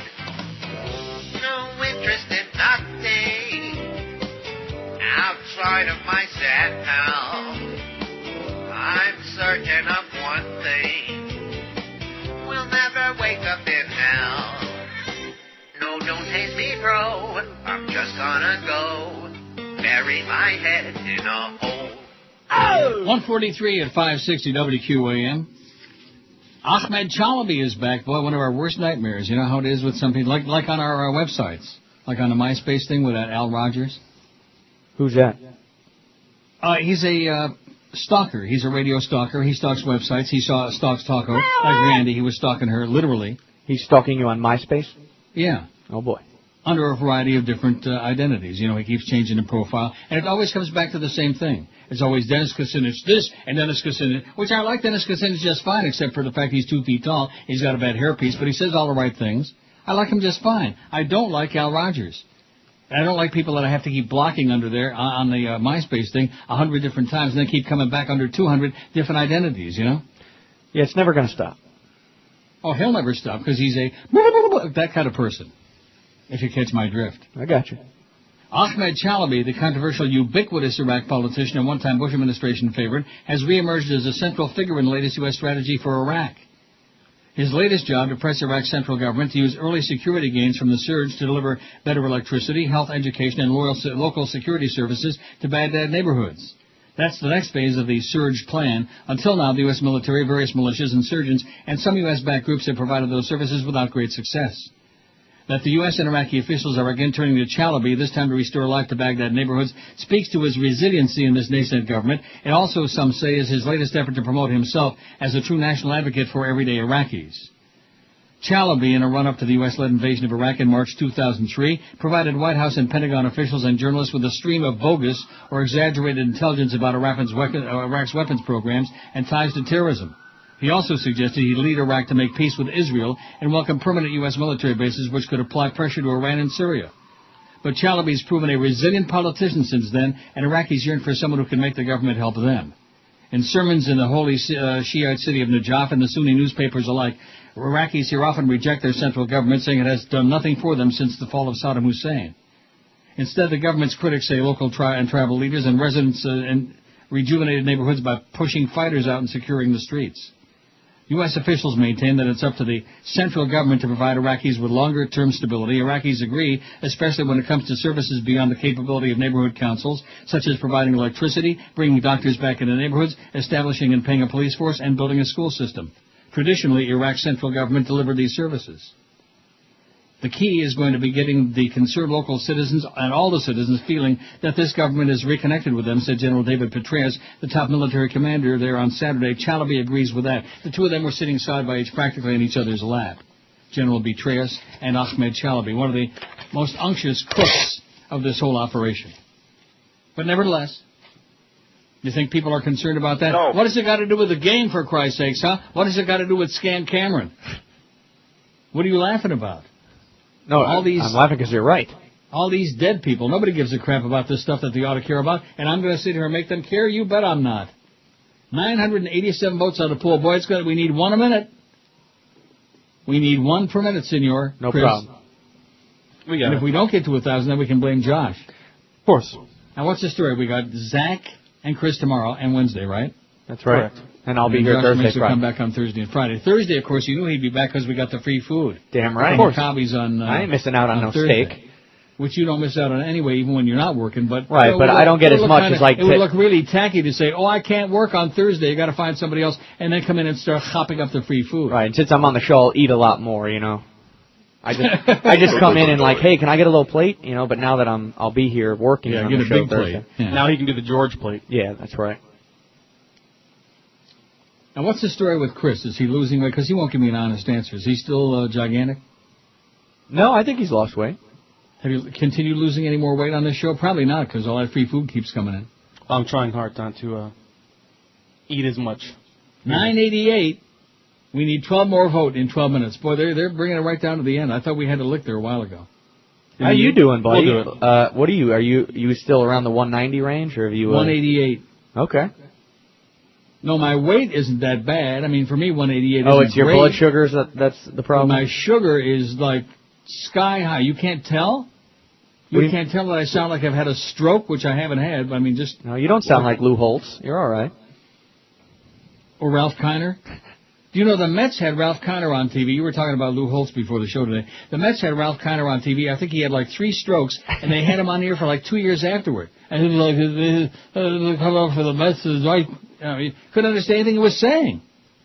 It's not like we don't feel bad for the guy, but when you can't speak, you know. You gotta watch Lou Holtz on Saturday. Like no, I will not. No, you will fall over. I hate Lou Holtz. I'm telling you. You will throw something at humorous. It's humorous. Is it? It's that good. 992. We need 8 more votes in 11 minutes. The ratio is down. I mean, we should be able to do this, but you never know. And we don't want to fall short. We sure don't want to fall short because then OJ and Danny Cannell will be ripping our ass for 2 hours. That show sure isn't what it used to be. And you hear what he said on the air? Oh, my God. The stuff that goes on here, I just shake my head and I wonder, how can it really be happening, you know? And like I said, the whole radio and TV industry now it's like a disease. It's like being infected and infested with all these ex-jocks, some of whom can actually speak, and many of whom are like illiterate or semi-literate and inarticulate at best. The Shannon Sharp thing, Lee, I don't even know what to say anymore. Is there any disagreement? No. Do you know anybody who would say, oh, no, he's great, he really belongs on the air, he can speak? No. 996, we're going to do it. And then they'll fear us like crazy, man. And don't forget, the Humper will be back from his Breeders' Cup extravaganza in Monmouth on Saturday. I saw Hank right there on my widescreen TV. And it always helps to have a widescreen when you got the Humper on there. That was talking about losing some weight. I keep trying to get George to do something with him. He won't do it. What's he going to do? I don't know. Go in there and steal his forks and knives or something. I have no idea. He'll just get new ones from the Beast. Because every time I see the Humper on TV, now maybe it's a TV thing. They always say TV makes you look fatter. They say it adds like 10 pounds, right? Yeah, and is that correct or what? I don't know. Well, you see Hank in the building. I mean, has he like ballooned up since I've left? I mean, I haven't been there in a long time. Hank has looked the same the entire time I've worked here. Really? Well, that's good. His haircut not good, changes but a little, but huh? His haircut kind of changes a little, but. Now, what does that mean? Just because the guy's leaving, I'm not expecting you're going to be taking shots at him now, okay? All I said is his haircut changes. Well, so does mine. I shaved my head last night. Aren't you proud? What do you shave it with, like a 1? I think he I goes don't know totally what bald. those numbers are. I don't have a whole bunch of different blades. I have like a razor that I bought online. You shave it totally bald, right? No hair? Well, real super short. Probably like a 1, yeah. Probably a 1, yeah. I'm going to go with a 1. A 1. What is a 1? You know what? We have 1,001 votes. No, we have 1,002 votes. How do you like that, Mr. Hotshot? Yeah, I'm way ahead of you. 1,002. Thank you, Charlie B, by the way, for really... Well, Charlie's just out of control. This was his poll, but he does have some reasonable ones in here, and then he's got some ones that are like, What kind of problem do you most dread hearing other people waste your time whining about? I mean, that's not a bad poll. It's just not... Good. Huh? Huh? It's not worded well. No, it's not a bad poll. It's just worded poorly. I like this one, though. I think you ought to give Charlie B a little credit. Not too much. How much of the Neil Rogers Show do you listen to? None of it, but I still check out the website. Just long enough to hear if the old coot is still alive. A half hour more or less. The 10 to 11 hour only. The 11 to 12 hour only. The 12 to 1 hour only. The 1 to 2 hour only. 2 hours, 3 hours. All of it. I'm an addict and I can't quit. All of it. And I re-listen to all or part of it on the our archives. Oh, my God. Boy, if they vote for that last one. Those are the scary people. Exactly. They scare me, yeah. They really do. But we need them badly, though. We need the desperados because a week from today I'm going to be 65. And still alive. You know, I beg your pardon? And still alive. Well, maybe. Not if I keep eating that ice cream and crap. Yeah, Josh, you were on the show last time, right, when he said he was going to not eat ice cream for like a month? Dude, Chris, there's two things you don't listen to in this man's... I'm going to teach you something. Oh, no, I know. Believe me. And Neil, you'll admit this. When he says he's not going to gamble again... Oh, yeah, you were on the show for that one, too. And he's not going to eat ice cream. Just disregard. In one ear, out the other. Don't bet on it. The biggest names. The best talent. This is Neil Rogers. Sports Radio 560 QAM. The sports leader. It stinks in Miami town. Oi! At 560 WQAM.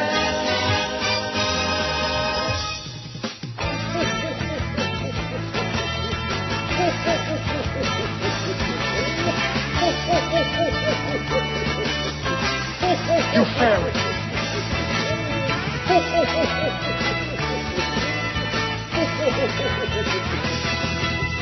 Down in Miami, where the losers all go, there's a big fat bastard named Jolly Joe. He manages a radio station there, and when it comes to paying bills, Joe don't care. Daddy Joe, man, what a a baby, oh, oh, oh, oh, oh, oh. Deadbeat, deadbeat, deadbeat Joe, what a show, oh, oh, oh, oh, Deadbeat Joe. Joe's quick to point out that Beasley Reed has a spending freeze. Cracker, please. I'm not the only one who's being left with no choice but to leave on your desk a steaming pile of joys. Deadbeat Joe, man, what a baby, oh, oh, oh, oh, oh, oh. Deadbeat, deadbeat, deadbeat Joe, baby Joe, oh, oh, oh, oh, Deadbeat Joe. I'm looking forward to seeing Deadbeat Joe on the corner of Jog and Palmetto Park Road, walking through the traffic with a cardboard sign that says, I'm a deadbeat bum. Can you spare me a dime? Deadbeat Joe, here's why, gonna get some, Deadbeat, deadbeat, I hope they foreclose on your Deadbeat Joe. You blow. Bye, bye, bye.